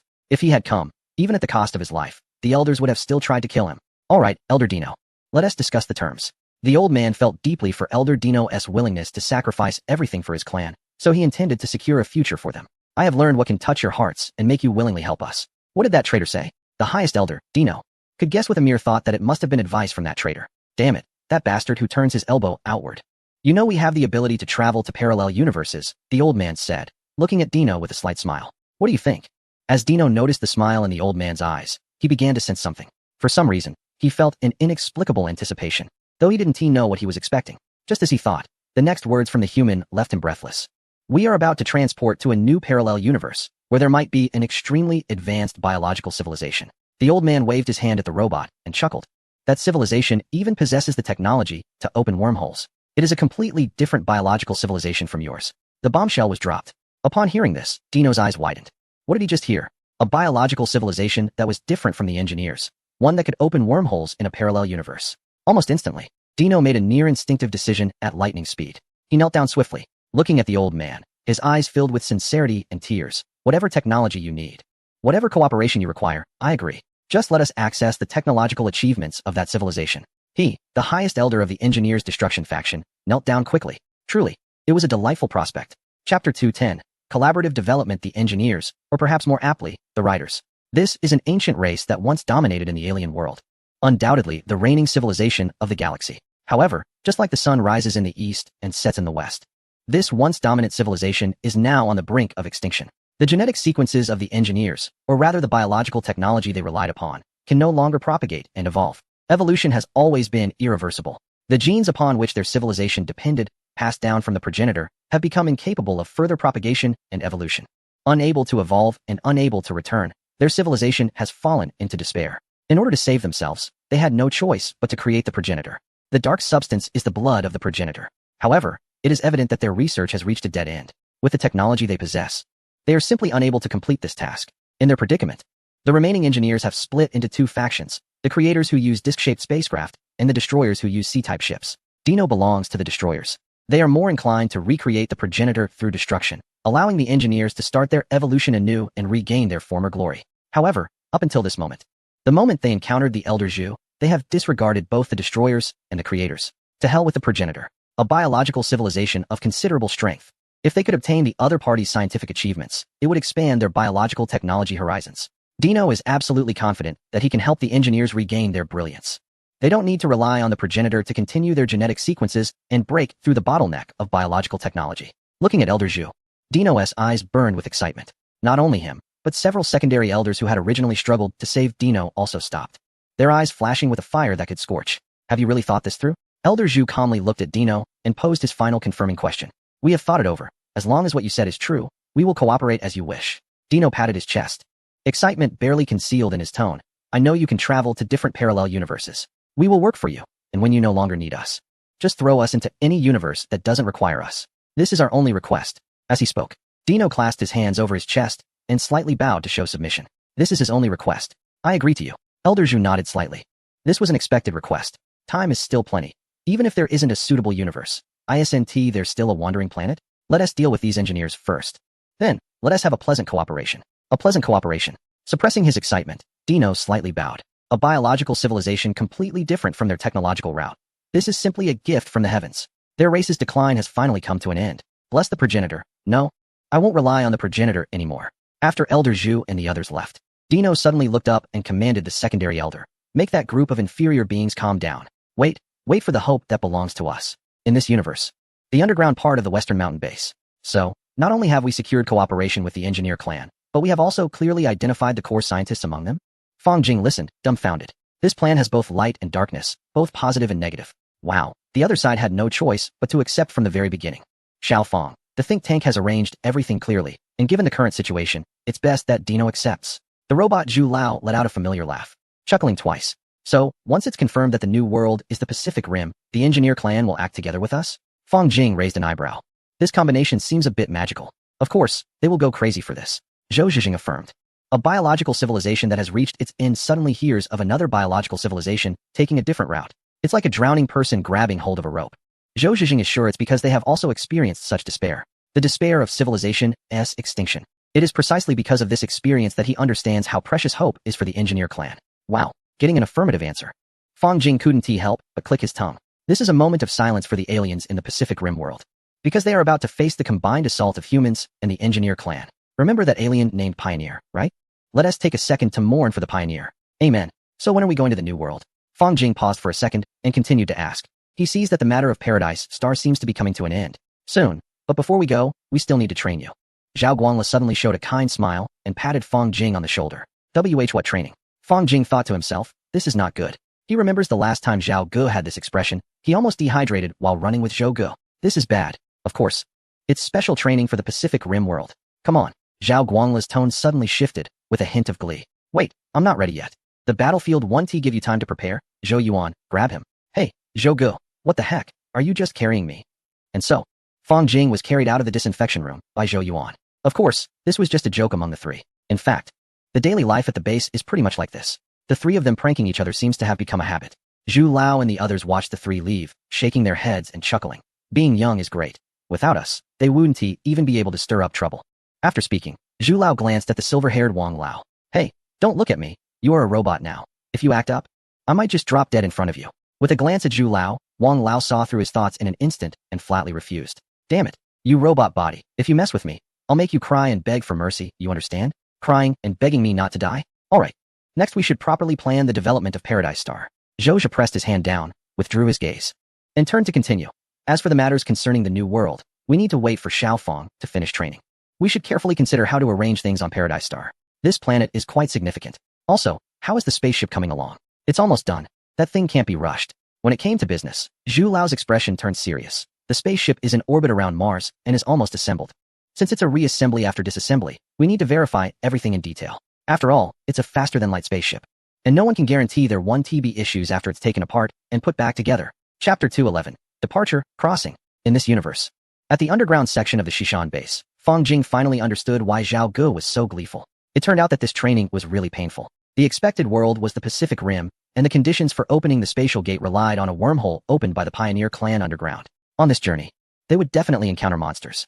Without a spatial gate, and lacking the logistical and armed forces of this universe, everything would depend on Fang Jing himself. Indeed, without a spatial gate, Fang Jing could only rely on piloting a mech from the Pacific Rim world to charge through that wormhole. How does that feel? Zhou Yuan and Fang Jing were being tossed around in the centrifuge together. The dizziness from their bodies and the clarity brought by the chip in their brains strangely blended together, making Fang Jing feel even worse. I'm about to throw up. Just like that, relying on the brain-machine interface, he could even attempt to pilot a mech from the Pacific Rim world alone, while Fang Jing felt nauseous. Zhou Yuan was as carefree as ever. He was laughing while feeling queasy. Hey, are you throwing up? His body's reaction was quite honest. Brother Zhou, this feeling is so strange. Clearly, I'm about to faint, but my mind is extraordinarily clear. Fang Jing felt like his brain was about to ascend. That sense of detachment and the feeling of fragmentation in his body made him uncomfortable. That's the brain chip giving you a boost. Practice well, and you'll be able to wreak havoc in the mech later. Zhou Yuan laughed widely. Without a spatial gate, Fang Jing had tested the limits of what he could carry. It wasn't much. He could basically only bring things the size of heavy cavalry. In other words, the initial size of the spatial gate was limited to that volume. Since he couldn't carry too much, Fang Jing could only temporarily rely on the resources from the Pacific Rim world. Time to pilot the mech. At this point, Fang Jing perked up and was completely awake. Thinking about himself piloting a mech and landing a solid punch on a giant monster's head was extremely exhilarating. Fang Jing could hardly contain his excitement. Being cool was a lifelong endeavor. Outside the centrifuge training room, in the data monitoring center, the technician watched the surveillance video and saw the two starting to boast, seemingly unfazed. He clicked his tongue in amazement. He glanced at the data, an overload of 18G. Under normal circumstances, astronauts during the rocket era only experienced overloads of about 79G for a few seconds, with human tolerance not exceeding 12G. However now, under the watchful eyes of the technicians, Fang Jing and Zhou Yuan, Using biological exoskeleton technology, we're experiencing an overload of 18G and only felt a bit dizzy. If it were an ordinary person, their brain would have been shaken to bits. In response, the technician could only exclaim, "Biotechnology is amazing." In addition to regular overload training, Fang Jing also had to undergo various combat training. In the armory, Zhou Yuan wielded a wooden sword, making it difficult for Fang Jing to keep up. In the Pacific Rim world, you don't have to worry about monster blue pollution. Just focus on ensuring your safety. As for toxin pollution, we will find a solution after the spatial gate opens. With a thrust, Zhou Yuan shouted, raised his leg to block, and then brought it down forcefully, hitting Fang Jing's calf solidly. Fang Jing's face turned pale as he cried out, "I understand, but Zhou Gu, be gentle. This wooden sword hurts." After a few more strikes, seeing that Fang Jing could barely defend himself, Zhou Yuan sheathed his sword. All done. This left Fang Jing bewildered. How could he have been beaten so badly and still passed? That's right, I've been practicing swordsmanship since I was young. You'll need to try harder next time. Zhou Yuan glanced at Fang Jing and twirled his sword. He was skilled with cold weapons and proficient in firearms. You've only trained for a few years and think you can compete with me? The expert team considered Fang Jing's situation and specially devised a plan. Tossing a bottle of water to Fang Jing, Zhou Yuan chuckled, "You just need to train until you can skillfully use cold weapons to take down monsters." After saying this, Zhou Yuan looked at him with envy. This kid gets to pilot a mech to fight monsters. Alright, recover, we're heading to the operations command room soon. The operations command room, though named a command room, was essentially a conference room. Experts and scholars from various fields involved in Project 237 gathered together. Once Fang Jing and Zhou Yuan took their seats, the meeting officially began. This time, due to the early prediction of possible worlds, our preparations had significant room for improvement. Old Zhu, with a tone of anticipation, glanced at Fang Jing and explained. Fang Jing needs to complete the exploration plan in 3 steps. First, determine whether the world is the Pacific Rim. Second, establish contact with the Chinese nation in that world. Third, bring our technological resources to open the spatial gate. The main plan is based on confirming that the world is the Pacific Rim. To this end, the expert groups from both worlds specially designed several unconventional heavy cavalry units. They directly transformed the compressed production line into the shape of heavy cavalry. The production lines mainly include intelligent AI quantum computing modules, neuron connection technology, brain interface technology, optical neural simulation, and anti-electromagnetic pulse protective armor. If the new world truly is the Pacific Rim, then these production lines will be sufficient for the counterpart nation to rapidly build a stronger mech army in the short term. What? Where did the neuron connection technology come from? The wandering Earth has reached the stage of digital life, and connecting a brain is truly a trivial technology for them. The meeting lasted for 2 hours, and Fang Jing has clearly outlined the steps for the plan. After the meeting concluded, the entire Project 237 commenced urgent operations across various departments. Fang Jing went directly to the disinfection room number 4. Inside the disinfection room, a newly upgraded heavy cavalry was already in place. As he exited through the airlock of the disinfection room, he saw people in various combat uniforms on both sides. They gathered around, clearing a path for Fang Jing, looking at him with anticipation, admiration, and encouragement. Fang Jing took a deep breath and stepped forward decisively. Fang Jing, it's time to set off. The voice was somewhat strange, with a peculiar foreign accent learning Chinese. Fang Jing curiously turned his head to look, and the crowd parted to reveal the speaker. Strangely, it was Horace speaking in Chinese. He was wearing a specially designed biological exosuit, and the electronic shackles were still on his feet as he waved his right hand heavily. He seemed quite eager. Horace was indeed very eager. Initially, during his captivity, he felt angry and frustrated. However, as he integrated with these humans, he surprisingly felt a sense of relief. He no longer had to live for the creation of Deacon, and he could complete the continuation of his race by seizing the technology of biological civilizations in parallel universes. Elder Dino, I will prove myself. Horace swung his right hand vigorously, wearing the battle suit of the engineer clan. He knew more than Elder Dino. Once Fang Jing confirmed the existence of biological civilizations in other worlds, he would lead the soldiers of the engineer clan into battle. Although having engineers cheering for him created a somewhat bizarre scene, Fang Jing still nodded and smiled in response. He then logged into the upgraded heavy cavalry, and with a swoosh, he disappeared amidst the crowd's gaze. The new world awaited him. Chapter 212, 2 seconds, I want all his information. At the United Nations General Assembly, representatives from various countries gathered, their expressions serious as they looked at the general on the podium. The atmosphere was heavy, with dark clouds looming over the entire UN building. Ladies and gentlemen, I reiterate that it is impossible to completely defeat the monsters or even close the rift relying on that unattainable life wall plan. We need to invest more and produce more level 5 mechas to cope with the increasingly frequent landings of the monsters. The general shouted hoarsely, making a desperate appeal. However, only a few countries in the hall showed concern. The majority displayed impatience on their faces. Marshal Steckman-Coast, I think you are well aware that we have already invested enough in the Hunter plan. It is a bottomless pit. A representative from a European country shook his head, looking quite impatient. Regardless, we will completely withdraw from the Hunter plan and will no longer spend a penny on these tin monsters. I agree. There is no need to continue the Hunter plan. the Life Wall plan can fully block those ugly monsters. There is no need for us to pay unnecessary costs for the Hunter plan. Countries from Africa, Central Asia, and West Asia raised their hands in agreement. The United Nations General Assembly began voting to abandon the Hunter plan. Only the countries around the Pacific remained hesitant to raise their hands. However, their efforts were futile. Ultimately, the Hunter plan was forced to be abandoned due to the majority of countries withdrawing. At the same time, the Life Wall plan officially commenced. Stek Pentecost tightened his fist, walked down from the stage with his head held high, and as he sat back down, blood began to drip from his nose. Blinking blankly, he casually wiped it with a tissue, and Stek swallowed hard. The Hunter plan was finally abandoned. Stupid. Especially those European countries. Those damn parasites. Utterly foolish. Just because the gap is in the Pacific, and the battlefield is around the Pacific nations, these guys, from across the Atlantic and continents, are wantonly annexing the industries and wealth of Pacific countries, while others are struggling to resist the monsters. They are still not satisfied. They want to turn all the countries around the Pacific into a battlefield. After all, they stand safely in the back, naturally speaking, without feeling the pain. What's even more infuriating is that after 11 years of war, the world's wealth has already flowed to Europe, Africa, the Middle East, and South Asia. They have profited immensely from the chaos. Without their support, the Hunter plan simply cannot be sustained with just the countries around the Pacific. General Stek, while he was lost and thought about what to do in the future, was awakened by the voice of a representative from the East. Mr. Chun, is there something you need? A glimmer of light appeared in Stek's vacant eyes. As a participant in the Hunter plan, the Eastern country had provided many top-tier mechas over the course of the 11-year war thanks to its strong productivity. If they had the support of the Eastern country, perhaps the Hunter plan could still be saved. I'm very sorry, we in the East actually support the Hunter plan, but the situation is difficult to change. Chen Jiming said with regret on his face. The surrounding area of the Pacific has become a battlefield, and the economy of the Eastern country has inevitably suffered a significant impact. Alone, it is difficult to sustain. Although the production lines have not been shut down, the funding needed for the Hunter plan is too enormous, and there has been ongoing internal conflict. The decision has already been made to abandon the Hunter plan and dismantle your bases. While we cannot continue to support you, we can provide you with a place to land. Although there is internal contention in the Eastern country, and it is currently difficult to support the plan, everyone is quite averse to the Life Wall. The best defense is offense. This simple principle is still understood by all. The domestic dispute mainly revolves around whether to use mechas or coastal defense weapons. A place to land is still better than nothing. The light in Stek's eyes faded, and he nodded in gratitude for the help from the Eastern country. This is it. Chen Jiming pulled up a map on the tablet, pointing at a certain region with a slight smile. The Greater Bay Area welcomes your presence. Thank you. Although he did not receive full support from the Eastern power, at least he had a place to settle down. Stek looked at the map of the Greater Bay Area, and his eyes reignited with determination.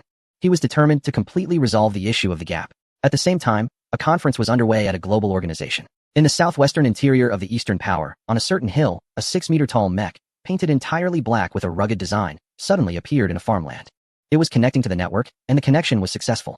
The quantum computer module was hacking into the network to read data. As Fong Jing landed, the quantum computer module's intelligence system aboard the heavy cavalry was activated. In just 0.2 seconds, the hack was successful.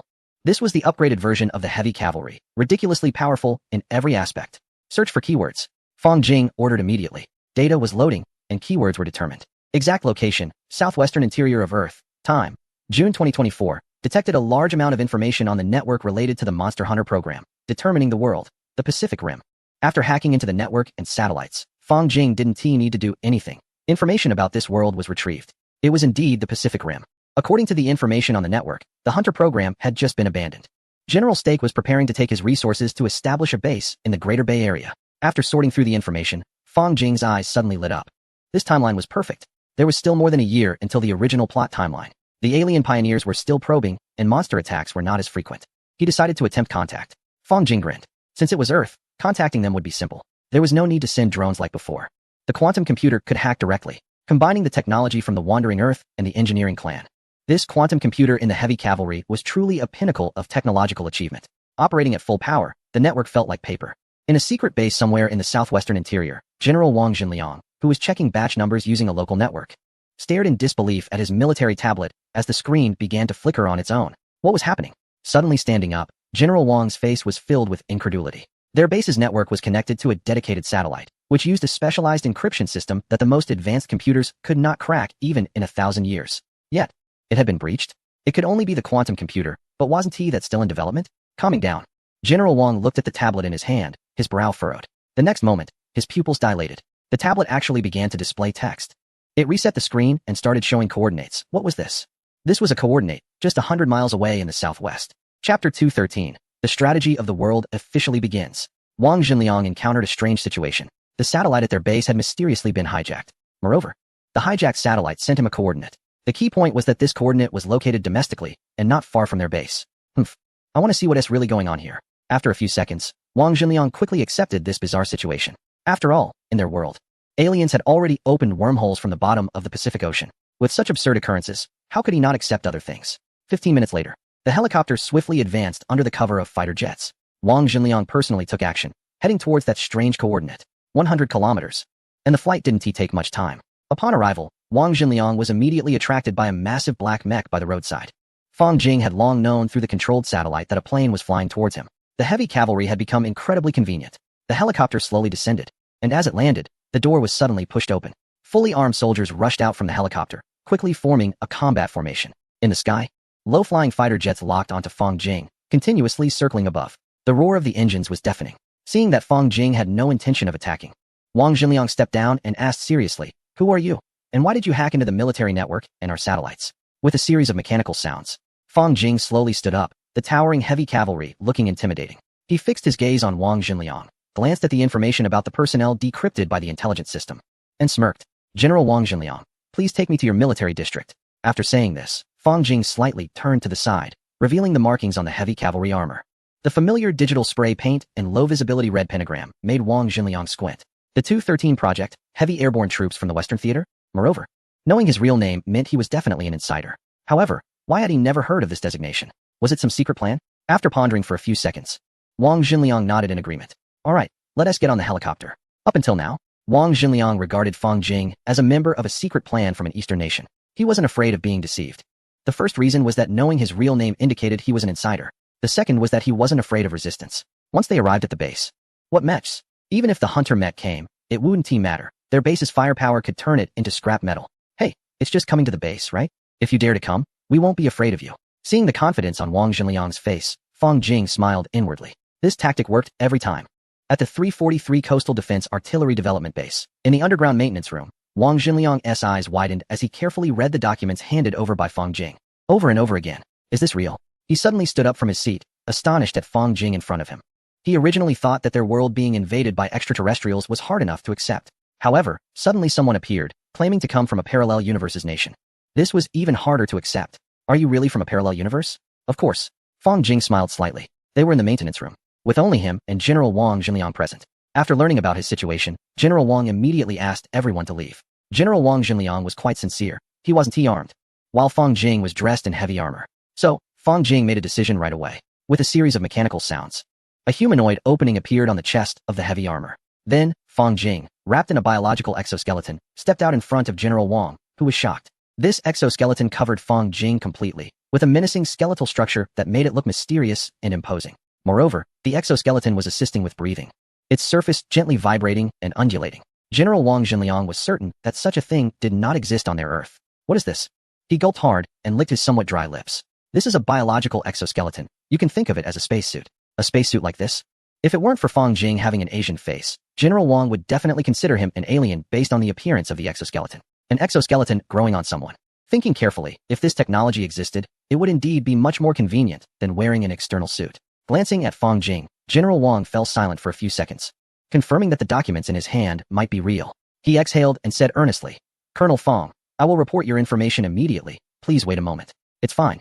I also need to report back, so see you later." Fang Jing nodded. Regardless of whether General Wang accepted it or not, he would definitely be forced to accept this reality in the end. After saying this, Fang Jing logged back into the heavy armor. With a thought, he disappeared from the spot right under General Wang's nose. He really disappeared. General Wang's eyes widened instantly. He quickly stepped forward, using his hands and feet to feel around the place where Fang Jing had just stood. Then, he looked up in astonishment, catching sight of the surveillance camera above.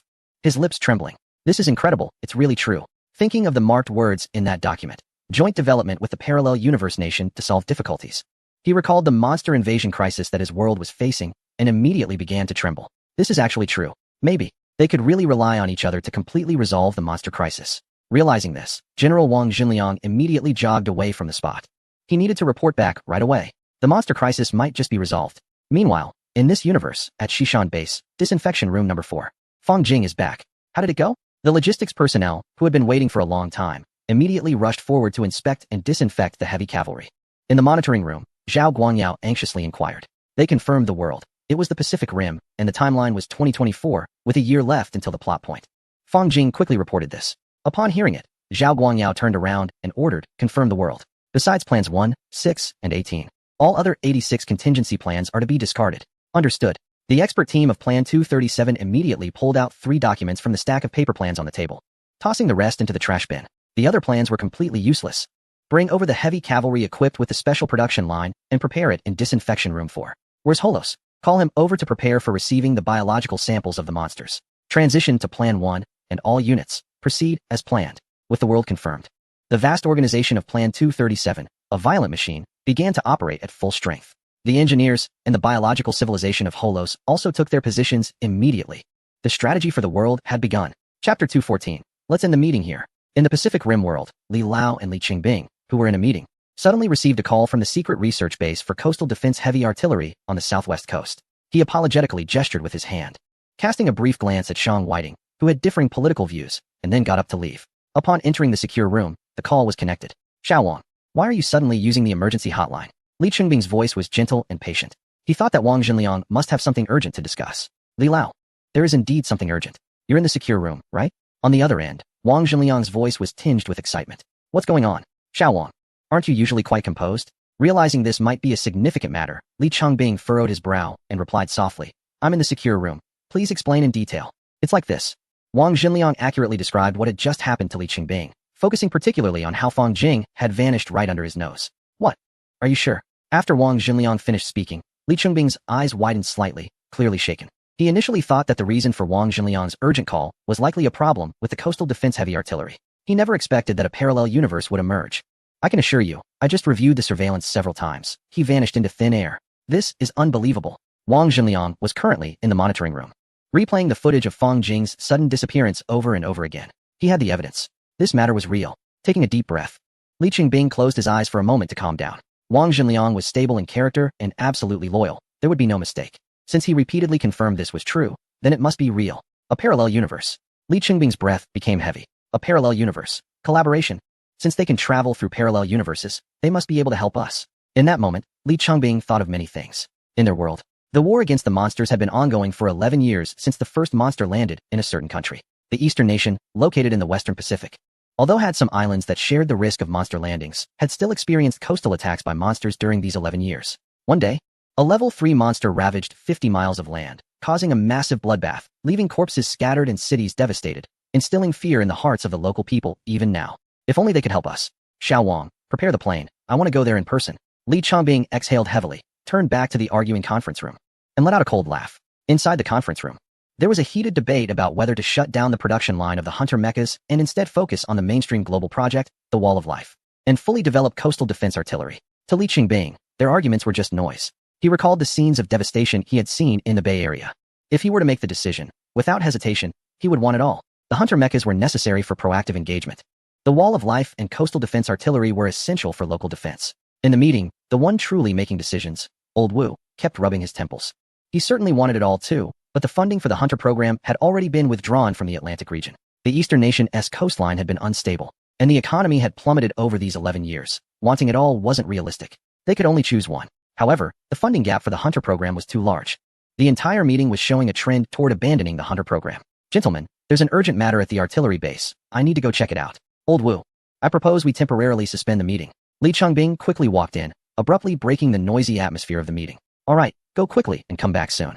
The meeting will continue tomorrow. Old Wu finally breathed a sigh of relief. This decision was truly difficult to make. Thankfully, they could take a moment to breathe. When Li Qingbing arrived at the southwestern artillery base, Fang Jing had not yet returned. Is this the place? Pointing to a room marked with a circle, Li Qingbing looked curious. Yes, this is where he vanished into thin air. This is the footage. Wang Jinliang handed the tablet to Old Li. Taking the tablet and looking down, he confirmed that the person in a small mecha suddenly disappeared. Li Qingbing's eyes widened in shock. Wow, this is really something. You must be the one who can communicate with us, right? Suddenly, a familiar voice came from the corner of the room. Fang Jing. Wang Jinliang's heart raced. When did he appear? It was truly without a sound. Oh, you are Major Fang Jing from the parallel universe? Old Li, having seen many things, was much calmer than Wang Jinliang. However, his tightly clenched fists revealed his current state of mind. He was certain that there had been no one in that corner just moments ago. A towering giant clad in mechanized armor stood prominently in the corner. The figure had indeed appeared out of nowhere. No doubt about it. We can have a good talk next. Fang Jing raised the document in his hand. Indeed, having documentation is beneficial. It saves him the trouble of explaining. Moreover, this document was quite substantial. It contained basic information about this universe, various other universes, and the Pacific Rim universe. Such sincerity is truly commendable. Li Changbing curiously took the document, lowered his head, focused on it, flipped through the pages, and his pupils suddenly constricted. His hands began to tremble. After quickly scanning the document handed over by Fang Jing, Li Changbing's hands started to shake uncontrollably. Especially the latter part, which contained details about the storyline of their world. Could it be that the other party was deceiving them? Li Changbing pondered for a second. And in just that brief moment, he completely dismissed the idea. The other party could traverse parallel universes. Even if this were a lie, they had already achieved spatial transportation. Who would still covet their meager assets? In other words, deceiving them held no value at all. Colonel Fang, is everything written here true? Li Changbing swallowed hard. Of course. Fang Jing nodded. That's wonderful. Li Changbing was filled with exhilaration. This was a country capable of traversing parallel universes, with worlds that could move planets and achieve faster-than-light travel. Compared to the first two, the monster crisis was nothing significant. They had hope. The monster crisis could be resolved. Given Fang Jing's attitude and the content of the document, agreeing to assist them would bring benefits with no drawbacks. Moreover, this was a guaranteed win. With a powerful ally, all they needed to do was put in a little effort, right? I'll notify Old Wu immediately. Colonel Fang, please hold on.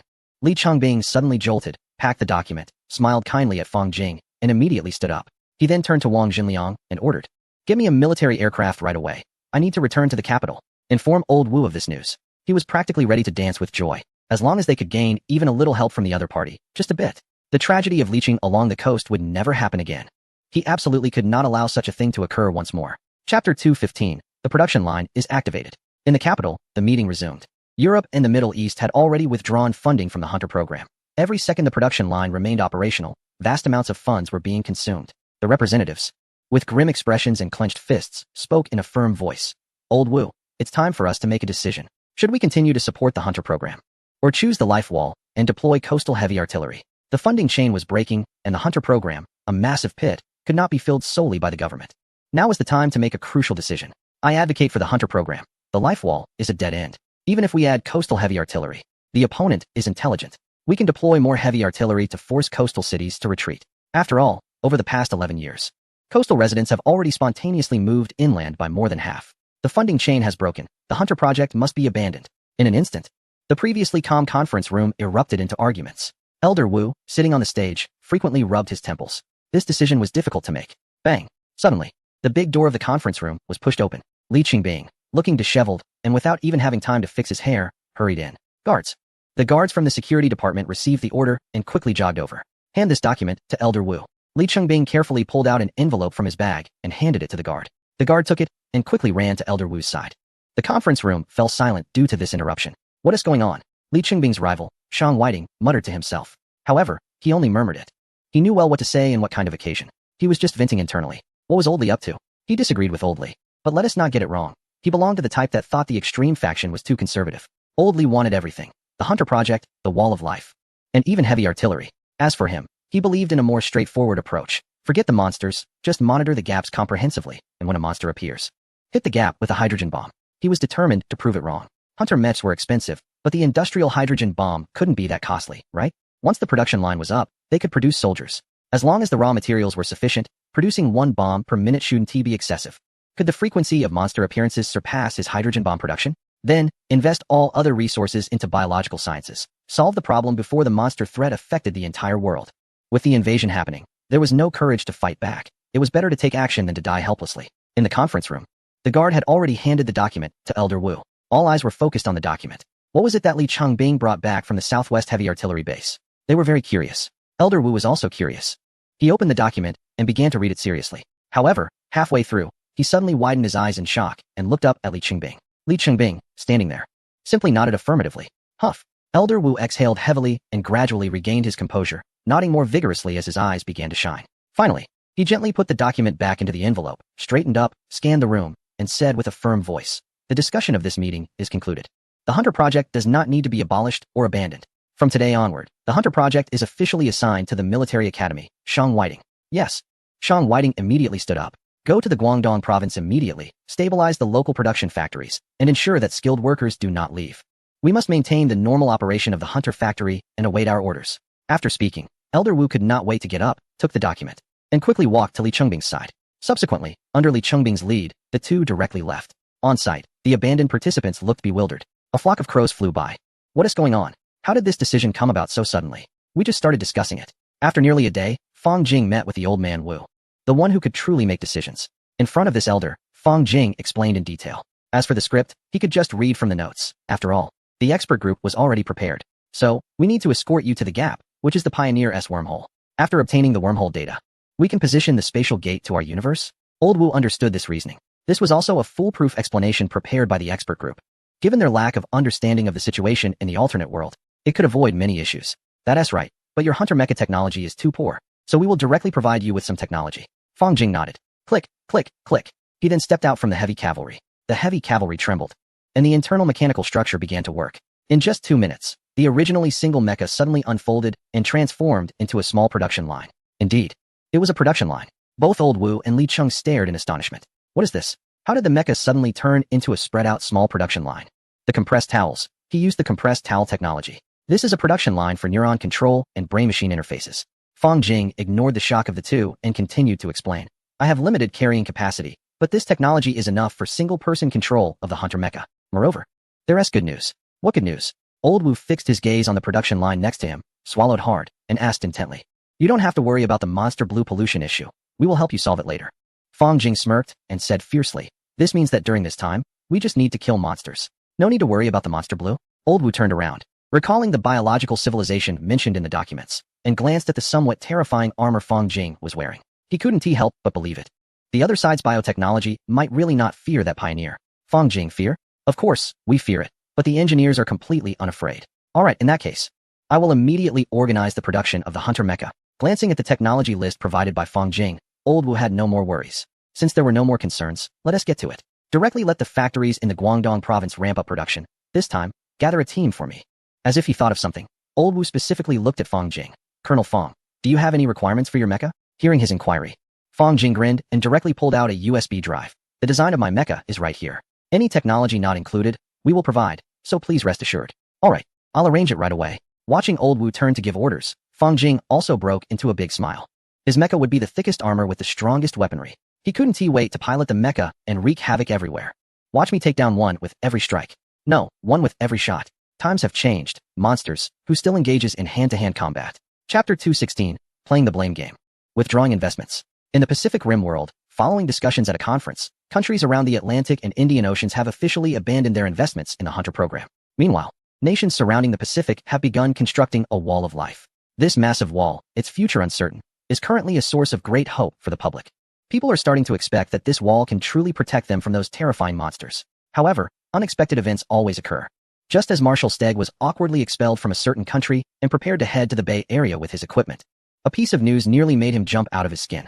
After the conference concluded, he was being seen off by his friend, General X. Standing on the deck of an aircraft carrier, watching several hunter mechs being hoisted in the distance, Steg felt a sense of melancholy. Once, during the peak of the Hunter program, he was in the limelight. But now, he never expected that the entire planet would only have the Bay Area as his refuge. He felt like a lost dog. How tragic. Steg, my old friend, don't be sad. That wall might actually be useful, right? X walked beside him, gently offering comfort. X, we've both piloted mechs and know the strength of those monsters. Let us not deceive ourselves anymore. The sea breeze blew, and General Steg felt lost about the future. Yeah, X fell silent. They both understood the monster's power, but were powerless to stop those foolish decisions. Huh. I didn't come here to urge you to look on the bright side. Instead, I have some good news. X sighed deeply and chuckled lightly, gazing at his old friend. Good news? What good news could there possibly be? Steg held no hope. The Hunter program had been abandoned. What good news could there be? It really is good news. X exhaled a puff of smoke, looking eastward, towards their route's endpoint. At least someone in this world hasn't completely lost their mind. He handed Steg a cigar and continued with a complex expression. I just received news that a certain major country has not shut down the Hunter mech production base in the Guangdong province. No. They not only kept it open, but have also transferred it entirely to military control and added 12 mech orders, designated as level 6 Hunter mechs. After saying that, he gave Steg a firm pat on the shoulder and left with one last remark. Brother, you haven't gone to the wrong place. Steg stood frozen in place upon hearing this news. It wasn't just him. Others were still holding on. Others were still resisting. His fists clenched, and Steg's gaze turned towards the east. There lay the last hope. Not only here, but the decision made by that major country caused the bizarre political landscape around the world to come to a halt. Everyone was speculating. Had that major country lost its mind? With 12 Hunter mechs, Were they giving up on their economy and trying to drive themselves to ruin? What was going on here? Had they completely gone mad? Moreover, just 2 hours had passed, and the eastern nation seemed to have gone mad, announcing its upcoming plans. The 12 hunter mechs are set to attempt an assault on the gap in the Pacific Ocean. They aim to strike directly at the heart of the issue, targeting the wormhole entrance. Initially, all countries around the world had basically concluded that this was just a show of bravado from the other side. However, it wasn't until reporters captured footage of factories in a certain region working around the clock, producing tirelessly in shifts, that belief started to take hold. Now everyone believes it. This is real. The eastern nation is going all in. In the East China Sea, the aircraft carrier fleet floated on the ocean. Captain Tianxing's expression was stern as he listened to the report from the intelligence officer. Captain, there has been a disturbance at the gap, and based on our assessment, it's a level 3 monster heading towards our coastline. The intelligence officer spoke urgently. The memory of the leeching tragedy lingered heavily. How could he not be anxious? That was the lives of millions of compatriots at stake. Don't worry, this time there's no need for concern. The upper command has lifted the attack restrictions. Tianxing exhaled. Their aircraft carrier fleet was finally not just a decoration. The order had come from above, for the time being. Indiscriminate bombardment of all monsters attempting to land. The entire fleet was equipped with specialized missiles developed by the military over the years specifically for dealing with monsters. Previously, they had refrained from using them due to concerns about collateral damage. But now, with the command lifted, they had no reason to hold back. Great. Then give the order to attack. The munitions officer clenched his fists. They were finally not just ornamental. After 11 years of war against monsters, their aircraft carrier fleet had only been able to gather intelligence, which was a tremendous humiliation. No, wait, we don't need to directly kill this monster. Tianxing, however, was not in a rush. Why not? The munitions officer was anxious. They had the nation backing them and couldn't he hesitate. Because we need to show those who stand behind us and make sarcastic remarks what these monsters are truly made of. With a heavy snort, Tianxing suddenly ordered, open the missile bays of the destroyer, fire a ground-penetrating missile at the monster's path. The missile bay of destroyer number 03 opened, and with the command given, the missile was launched. In the distance, the carrier fleet's escort, with its vertical launch system, opened, and a dark missile violently took off. The fixed engine continuously ejected, allowing the missile to complete a 90-degree turn in midair before shooting straight towards the distance. This missile was large, its head completely black. In the ocean, a menacing giant beast was advancing towards the western Pacific coast, as per its trajectory. Suddenly, a huge splash sounded beside it. Boom. A cavity exploded in the water. The violent explosion engulfed the seawater, causing the monstrous creature to momentarily halt. Although it was artificially created, the instinct for survival compelled it to stop. The explosion that had just occurred beside it was of such magnitude that if it had hit, it would have surely meant death. Indeed, the weapons carried by Tianxing's fleet were specifically designed to eliminate monsters. Even on the destroyer, there are tactical nuclear weapons to prevent mishaps. The fierce creature made an almost instinctive decision in just 0.1 seconds. It wasn't that it didn't want to be stubborn, but just moments ago, it merely wanted to move forward, and a sense of impending doom immediately surged in its mind. At that moment, it felt as if it were being targeted by hundreds of things. If it dared to continue forward, it would definitely be torn to shreds in an instant. So, it immediately flicked its tail and turned around. Without hesitation, it changed direction as if it had made a firm resolution. Going further was a real disaster. This path is blocked. I'll take another route. I'm not playing with you anymore. Anyway, it's so big here. Where to land is not a problem. Thus, a level 3 creature was driven away from the East Sea by the carrier fleet, heading further south. Beyond that southern sea, across the water, lies a place where creatures generally wouldn't land. There, too, are those nations that stand by and talk without feeling any pain. Humph. Looking at the truly frightened creature, Tianxing smirked. Taking advantage of the monster war to frantically reap benefits from behind us? I've long thought about how to deal with this. Why should we take the front line while you guys suck our blood from behind? To hell with the big picture of humanity. I only care about the big picture of our nation. From now on, any creature that doesn't take a detour will be blown up. Tianxing snorted coldly. Why should they bear the burden near the Pacific? Now, I won't bear it anymore. Let the creatures go wherever they want. Just don't come here. Passing the buck, aren't you good at that? We can kick the ball too. Everyone kick together. Let us see who can kick better. No, I'll kick the creatures your way, so you can taste the pain we've endured for the past 11 years. Chapter 217. Why provoke those three? Seeking death? On the east coast of the Pacific, the coastal fleet. X raised the newspaper, laughing heartily. Haha, these fools finally have their day. Level 3 monster Orlando was expelled from the East Sea by our nation, rushing south, launching a surprise attack on Thailand, sweeping across land directly into the Indian Ocean, and is about to land in the Middle East? The authorities in the Middle East are helpless against the creature, preparing to give up resistance and letting it pass through to the Mediterranean? Seeing this news, X was nearly laughing to the point of tears. His eyes lit up, and he clapped his hands, chuckling. Ha ha ha, so it can be played like this, right? Why should the countries around the Pacific bear the burden? We bear the burden while those countries behind us suck our blood? It should be like this. We can do this too. Seeing the actions of the Eastern power, X suddenly felt enlightened. Damn, Usually, it's those self-righteous countries that make the loudest noise. What monsters aren't fierce? The Hunter program can easily deal with them. And the Wall of Life can too. Squinting his eyes, X grinned fiercely and said, monsters aren't fierce, huh? Why don't you see for yourselves? X didn't understand why the Eastern power dared to do this. But since the other party acted, they had reasons to comply. Just then, an urgent alarm sounded. Danger. A level 4 monster is approaching the west coast. Danger, danger. Hearing this familiar voice, for some reason, X was not the least bit flustered. Instead, he let out a loud laugh and instructed his subordinate. Fleet, set sail and drive the monster towards the Panama Canal. Let it swim to the Atlantic. We won't entertain them. Hee hee. Perhaps some major country in the east set a bad example, and now, across the ocean, another country followed suit and started driving away monsters. Thus, a strange situation arose. The monsters emerging from the Pacific Ocean began to rampage in other regions. The monsters had no objections, the Pioneer clan had no objections, and the countries around the Pacific had no objections either. Especially the monsters, their mission was to kill and destroy. As for where to kill and destroy, it didn't matter to them as long as they did it. However, other countries had objections. Watching the level 4 monsters invade the Atlantic, citizens of certain countries were enraged. You let monsters into the Atlantic. The chaos spread. The entire planet was thrown into disarray. Because of the actions of that major eastern country, the world was now in turmoil. The originally impenetrable Pacific defense line was directly breached. The major eastern country, along with others, drove away monsters whenever they encountered them.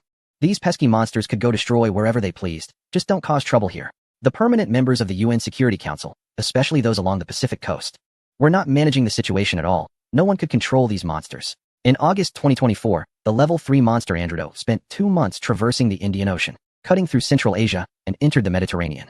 The situation in the west was even more outrageous. The level 4 monster Gondola, driven away, crossed Oceania in a month and directly attacked the unguarded British mainland, almost causing a complete massacre. In the end, the monster was gunned down in the Scottish Highlands, and its toxic substance devastated the entire British livestock industry. At the same time, Andredo also landed in Italy after crossing the Mediterranean. Cough, cough. After 11 years of fighting monsters in the Pacific, the European powers finally tasted the fear of the coastal residents. That was the fear dominated by monsters. Kill. Let the blood flow like rivers. You are committing a crime. How dare you drive away monsters? Why not eliminate them in the Pacific? At the UN General Assembly, the European representatives were nearly furious. The entire Europe was unguarded and had no experience dealing with such monsters. Just the monster's toxin was enough to wreak havoc. We will withdraw our investments. You will not get another penny from us. Even the Life Wall plan, you won't get a single cent. In response to this representative's outburst, there was silence below. The major eastern country, another country, and a large northern country sat together, all simultaneously cleaning their ears. This monster expulsion incident suddenly made the three of them realize. It seems like they have been tying their own hands all along, right? Look at that loudmouth up on stage, making such a fuss and acting so arrogantly. But it seems that this world has always been controlled by those three, hasn't it? Since they don't want to pay, then let us drive all the monsters down this path in the future. What industries, what cash flow, will it all be reclaimed? The three representatives, suddenly realizing this point, exchanged knowing glances. One said, I'll supply oil. The second, I'll produce special missiles. The third, I'll provide manpower, energy, logistics, and muscle are all set. Snap. It's settled. Let us do it this way. The three exchanged glances, casting a look at the representative still chattering away. The third representative ignored the toast, the second turned away from the food offered, and the first kept chatting. Are they tired of living, or what? You talk so much. Can't even tell who's the big boss anymore. We've given you face, letting you sit back and reap the benefits for 11 years. If we don't give you face, you handle it yourself. Now, the three have united to deal with you. Whatever you've taken before, you better spit it back out. Seeing the silence below, the European representative on stage suddenly felt a pang of anxiety. What is going on? Something feels off. Why is the wind so cold today, making his back feel chilly? Below, the three representatives smiled increasingly warmly and amiably. They asked, what will happen if the three unite against you? One responded, are you polite? What will happen? Specifically, in October 2024, 5 level monsters landed from both coasts and met at the Somme River.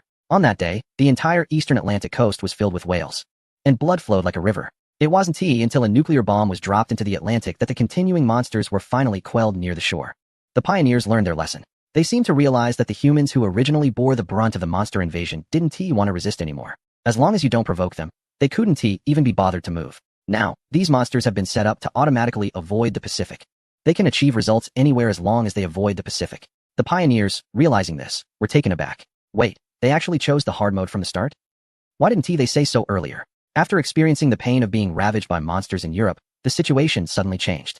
They still had to rely on the Pacific nations. They truly couldn't bear this. Not at all. They've had enough. This time they really have. They immediately informed the Pacific nations, saying, just continue to hold the line. Whatever you need, we'll provide. Absolutely do not let any more monsters through.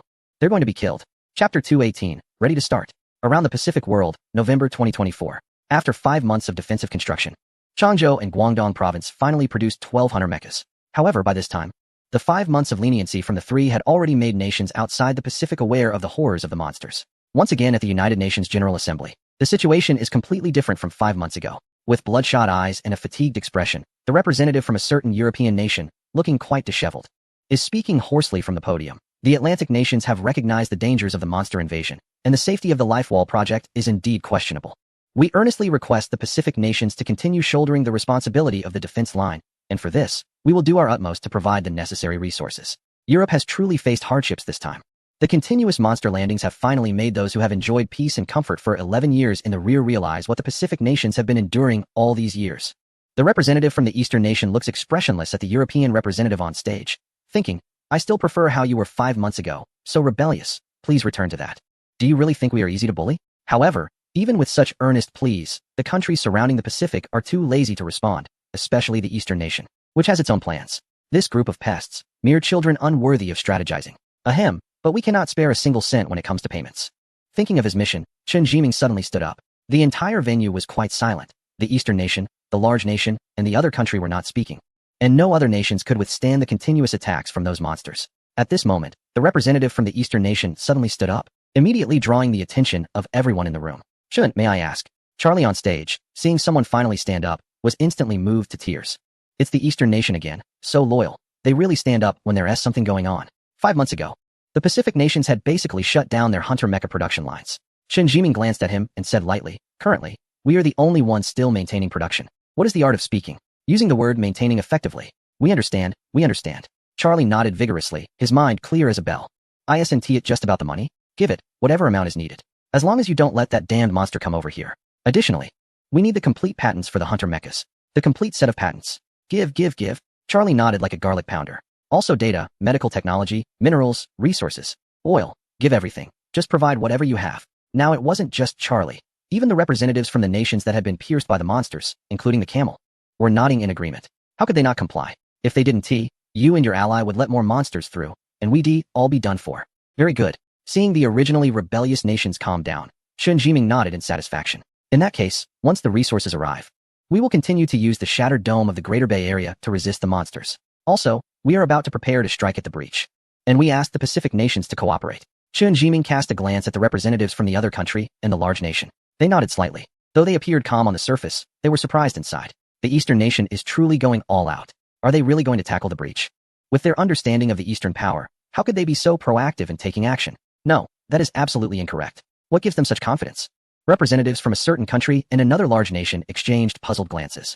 This operation is incomprehensible. Has something changed with the Eastern power? In the southeastern coastal region of the Eastern power, Fang Jing officially stood before a storage factory in Changzhou, having arrived by helicopter. On both sides were gathered soldiers, armed and on high alert. After 5 months, all 12 mechs had been completed, and the specially modified mech for Colonel Fang was also ready. Old Wu personally led Fang Jing into the factory. The factory stood at a towering height of over 100 meters, and the massive iron doors made Fang Jing feel as if he had entered a giant's realm. Looking at the factory doors, Fang Jing couldn't help but feel excited. His mech was finally finished. With a heavy rumble, the enormous doors slowly opened, and golden sunlight streamed through the gap, illuminating the factory. What caught the eye was a crimson giant of steel, shining with golden light. The sleek exterior reflected the sunlight, showcasing a mechanical structure that was astonishingly precise. At its chest was a gigantic nuclear reactor. It stood there like an insurmountable wall. In total, there were 11 other towering mechs in the factory. A total of 12 mechs stood in a row, forming a great wall of steel. These would be the artificial beasts that faced the invasion of monsters, standing firm and never retreating a single step, fighting fiercely. Fang Jing and the others walked into the factory with their heads held high, deeply shaken. Although Fang Jing had seen even larger and more magnificent spaceships, these hunter mechs represented something entirely different. They symbolized humanity's resilience and courage. This is your mech, Old Wu said, pointing to the crimson-painted mech standing in the central position with a light chuckle. It's called Red Storm, or the Temporal Warrior. It's 90 meters tall and 25 meters wide at the shoulders. The chest houses a 12-core power turbine engine with an internal nuclear reactor powered by 60 engines. And all key electronic devices are equipped with anti-electromagnetic pulse technology. Additionally, the outer shell and important armor are composite, using multiple layers of the production line technology you provided. It features neuron and brain interface assistance technology, along with an intelligent program for calibration. Its weapons include a hidden plasma cannon in its hand, a disposable open plasma cannon, chest-mounted explosive rounds, and finally, a long sword. Old Wu paused at the end, looking seriously at Fang Jing.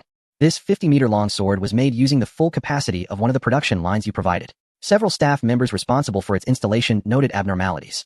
They directly concluded that this must be alien technology, because this material could not possibly have been produced in our world. The configuration is almost complete. Fang Jing nodded in satisfaction upon hearing this. He was pleased with everything, and the name was quite good, but he preferred Crimson Storm. He loved the meaning behind it. Looking at the Crimson Storm mech, it became increasingly pleasing to his eyes. No wonder it was his creation. As for that last sword, it was made from the supporting structure steel of a planetary engine from a certain project. The strength, combined with ion blade technology. Damn. He had seen in the lab how a certain individual pierced through tank armor with a single stroke. It truly felt effortless, without any obstruction, extremely smooth. That was new tank armor. It combined the essence of materials science from 3 different realms. Well, the material of this sword was the cream of the crop. When are we moving? Looking at the mech in front of him, Fang Jing's eyes sparkled with excitement. He couldn't wait to start the operation. Our mech pilots are ready. And the 12 mechs have undergone testing without any issues. We can start at any time. Old Wu was also very eager. As long as they gather information on the wormhole, the other side would be able to open the spatial gate. The spatial gate. All right, let's prepare immediately. We will commence the operation tomorrow. Fang Jing checked the mech data, confirmed everything was correct, and took it for a test drive. After a simple test of various functions and confirming there were no problems, he just waited for tomorrow. Tomorrow, to defeat enemies and charge into the wormhole. Let us get started. Chapter 219. Is this it? Monsters like this? At the Broken Dome base, Steck sat at the table, deep in thought. He had received a notification from a certain major nation that tomorrow, 12 mechs produced in Changzhou would attempt to breach the Pioneer S wormhole. This operation also involved their mission to do their best to block any potential monsters. Hake and Chuck exchanged glances, especially Chuck, who frowned. Are they crazy? I don't understand, sending newly produced mechs to breach the gap while having us provide cover? Will the pilots of those 12 mechs tremble at the sight of the monsters? Chuck had a mocking expression, waving his hand dismissively. Chuck, his father, Hake, intervened to stop him. Below, the crowd gathered at the Broken Dome roared with laughter at Chuck's words. Indeed, in their view, new mechs and inexperienced pilots going straight to breach the gap was akin to sending them to their deaths. Those are monsters. Steck remained silent for a long time. And suddenly, blood trickled from his nose. He gently wiped it, looking at the base behind him and the assembled mechs, and said calmly, I heard that these are 6th-generation mechs, requiring only one pilot to operate. 6th-generation mechs? The atmosphere on site froze, and some people showed expressions of shock. 6th-generation mechs? What is going on? The 5th-generation mechs had only just come out and were already discontinued. What kind of performance? Upon hearing about the 6th-generation mechs, both Chuck and Hake straightened their faces and asked Marshal Steck for clarification. Not clear, but we will see their performance tomorrow, since the other side is so confident. This so-called 6th-generation mech must be quite powerful. Let's wait and see what they can achieve. A day passes quickly. Fang Jing arrived at the factory early. At this time, Mr. Wu, Li Qingbing, and a large number of people gathered here. The warriors are about to embark on their expedition. They will come to cheer and send them off. Fang Jing and the other 11 pilots, with their chests held high, entered the cockpit of the mech through the corridor. Inside the cockpit, the technology from the Hunter program was still in use. Standing on the platform and putting on the helmet, Fang Jing smirked. The connection begins. The cockpit immediately lit up with blue light. The neural connection started. The entire mech, with hundreds of muscle engines, stable posture control, and level adjustment, was all taken over by Fang Jing's brain-machine interface chip.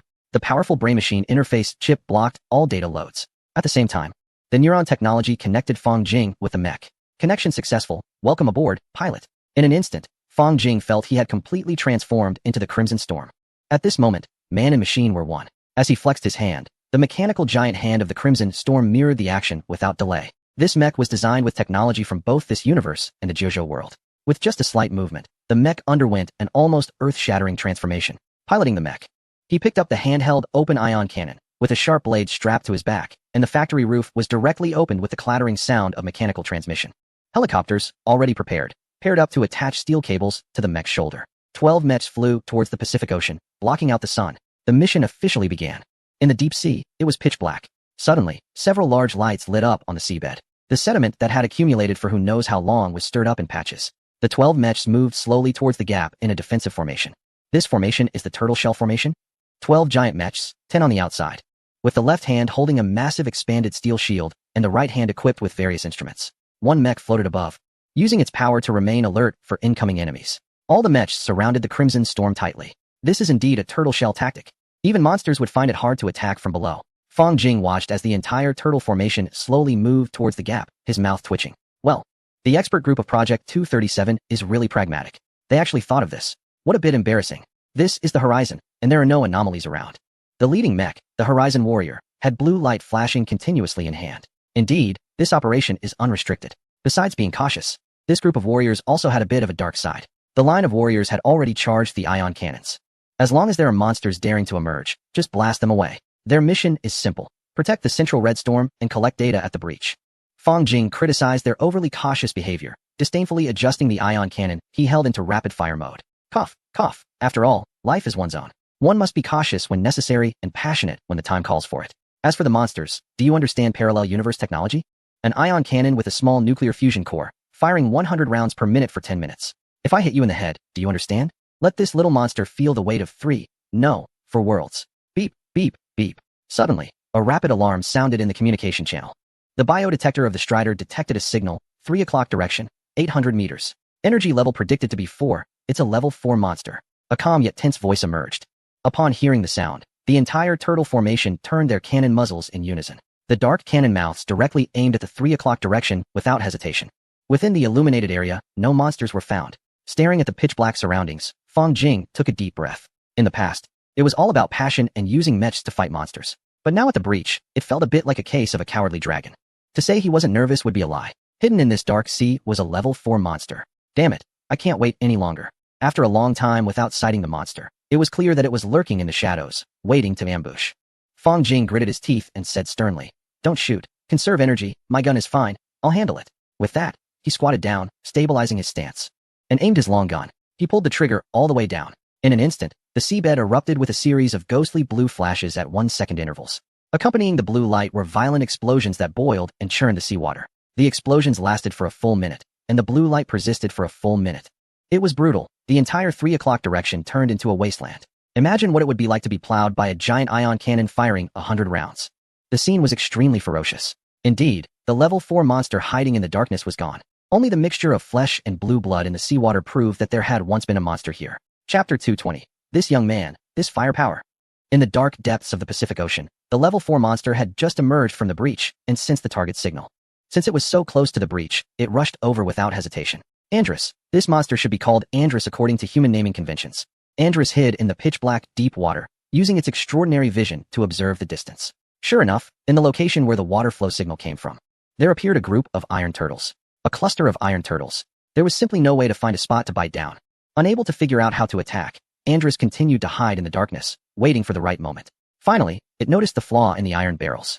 A gap suddenly opened in the massive shield facing it. A mysterious tube, glowing with a bluish light, extended out. Now was the time. It would take the opportunity to break through their defenses and cause chaos. Timing it perfectly, Andrus pushed off with its legs and swung its tail vigorously. The enormous beast shot out like an arrow. A cruel expression twisted its fearsome face. Its massive claws were eager for action. Human-made mechas, prepare to meet your end. At the instant it lunged forward, the mysterious tube, which had disrupted their formation, suddenly increased its energy output several levels. Andrus was initially unconcerned. However, for a brief moment, it did sense a hint of danger. Humph. Let me see what kind of trick you have up that thin tube. With a roar, Andrus was splashed by water and coughed, its expression growing even more ferocious as it continued to flap its fin-like feet. The speed of the ambush accelerated further, reaching its peak. Just as it was about to break through and enter the light range of the mecha formation, the mysterious tube fired silently. A searing plasma blast erupted, instantly evaporating the surrounding seawater. A massive void formed at the seabed. Andrus finally understood that this tube was equipped with a plasma cannon, a multi-universe enhanced version, reaching temperatures of tens of millions of degrees. Most importantly, this blind shot would typically miss it.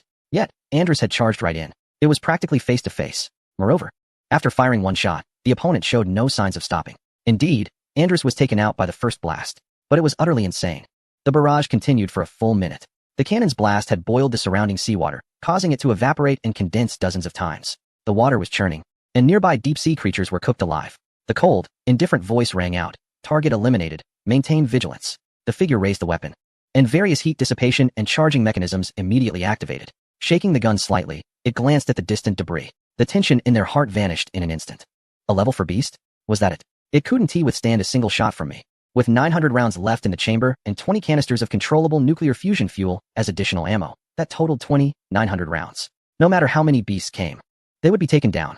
Ha ha ha. Finally, they experienced the sheer joy of overwhelming firepower. The intensity of the firepower was directly proportional to the grin on their face. When in doubt, just fire away. If you can't handle it after firing, it's definitely a problem with your firepower. Add more firepower, give me more firepower. The once silent seabed, after a moment of chaos following the battle, has now become even quieter. The mecha pilots surrounding the Crimson Storm were left dumbfounded. They glanced at the distant, flattened sea hill. The pilots swallowed hard, feeling parched. What the heck? Does this Crimson Storm need our protection? If you told them it was ready to charge in and take out the aliens, they would have to believe it. What are you waiting for? Move forward.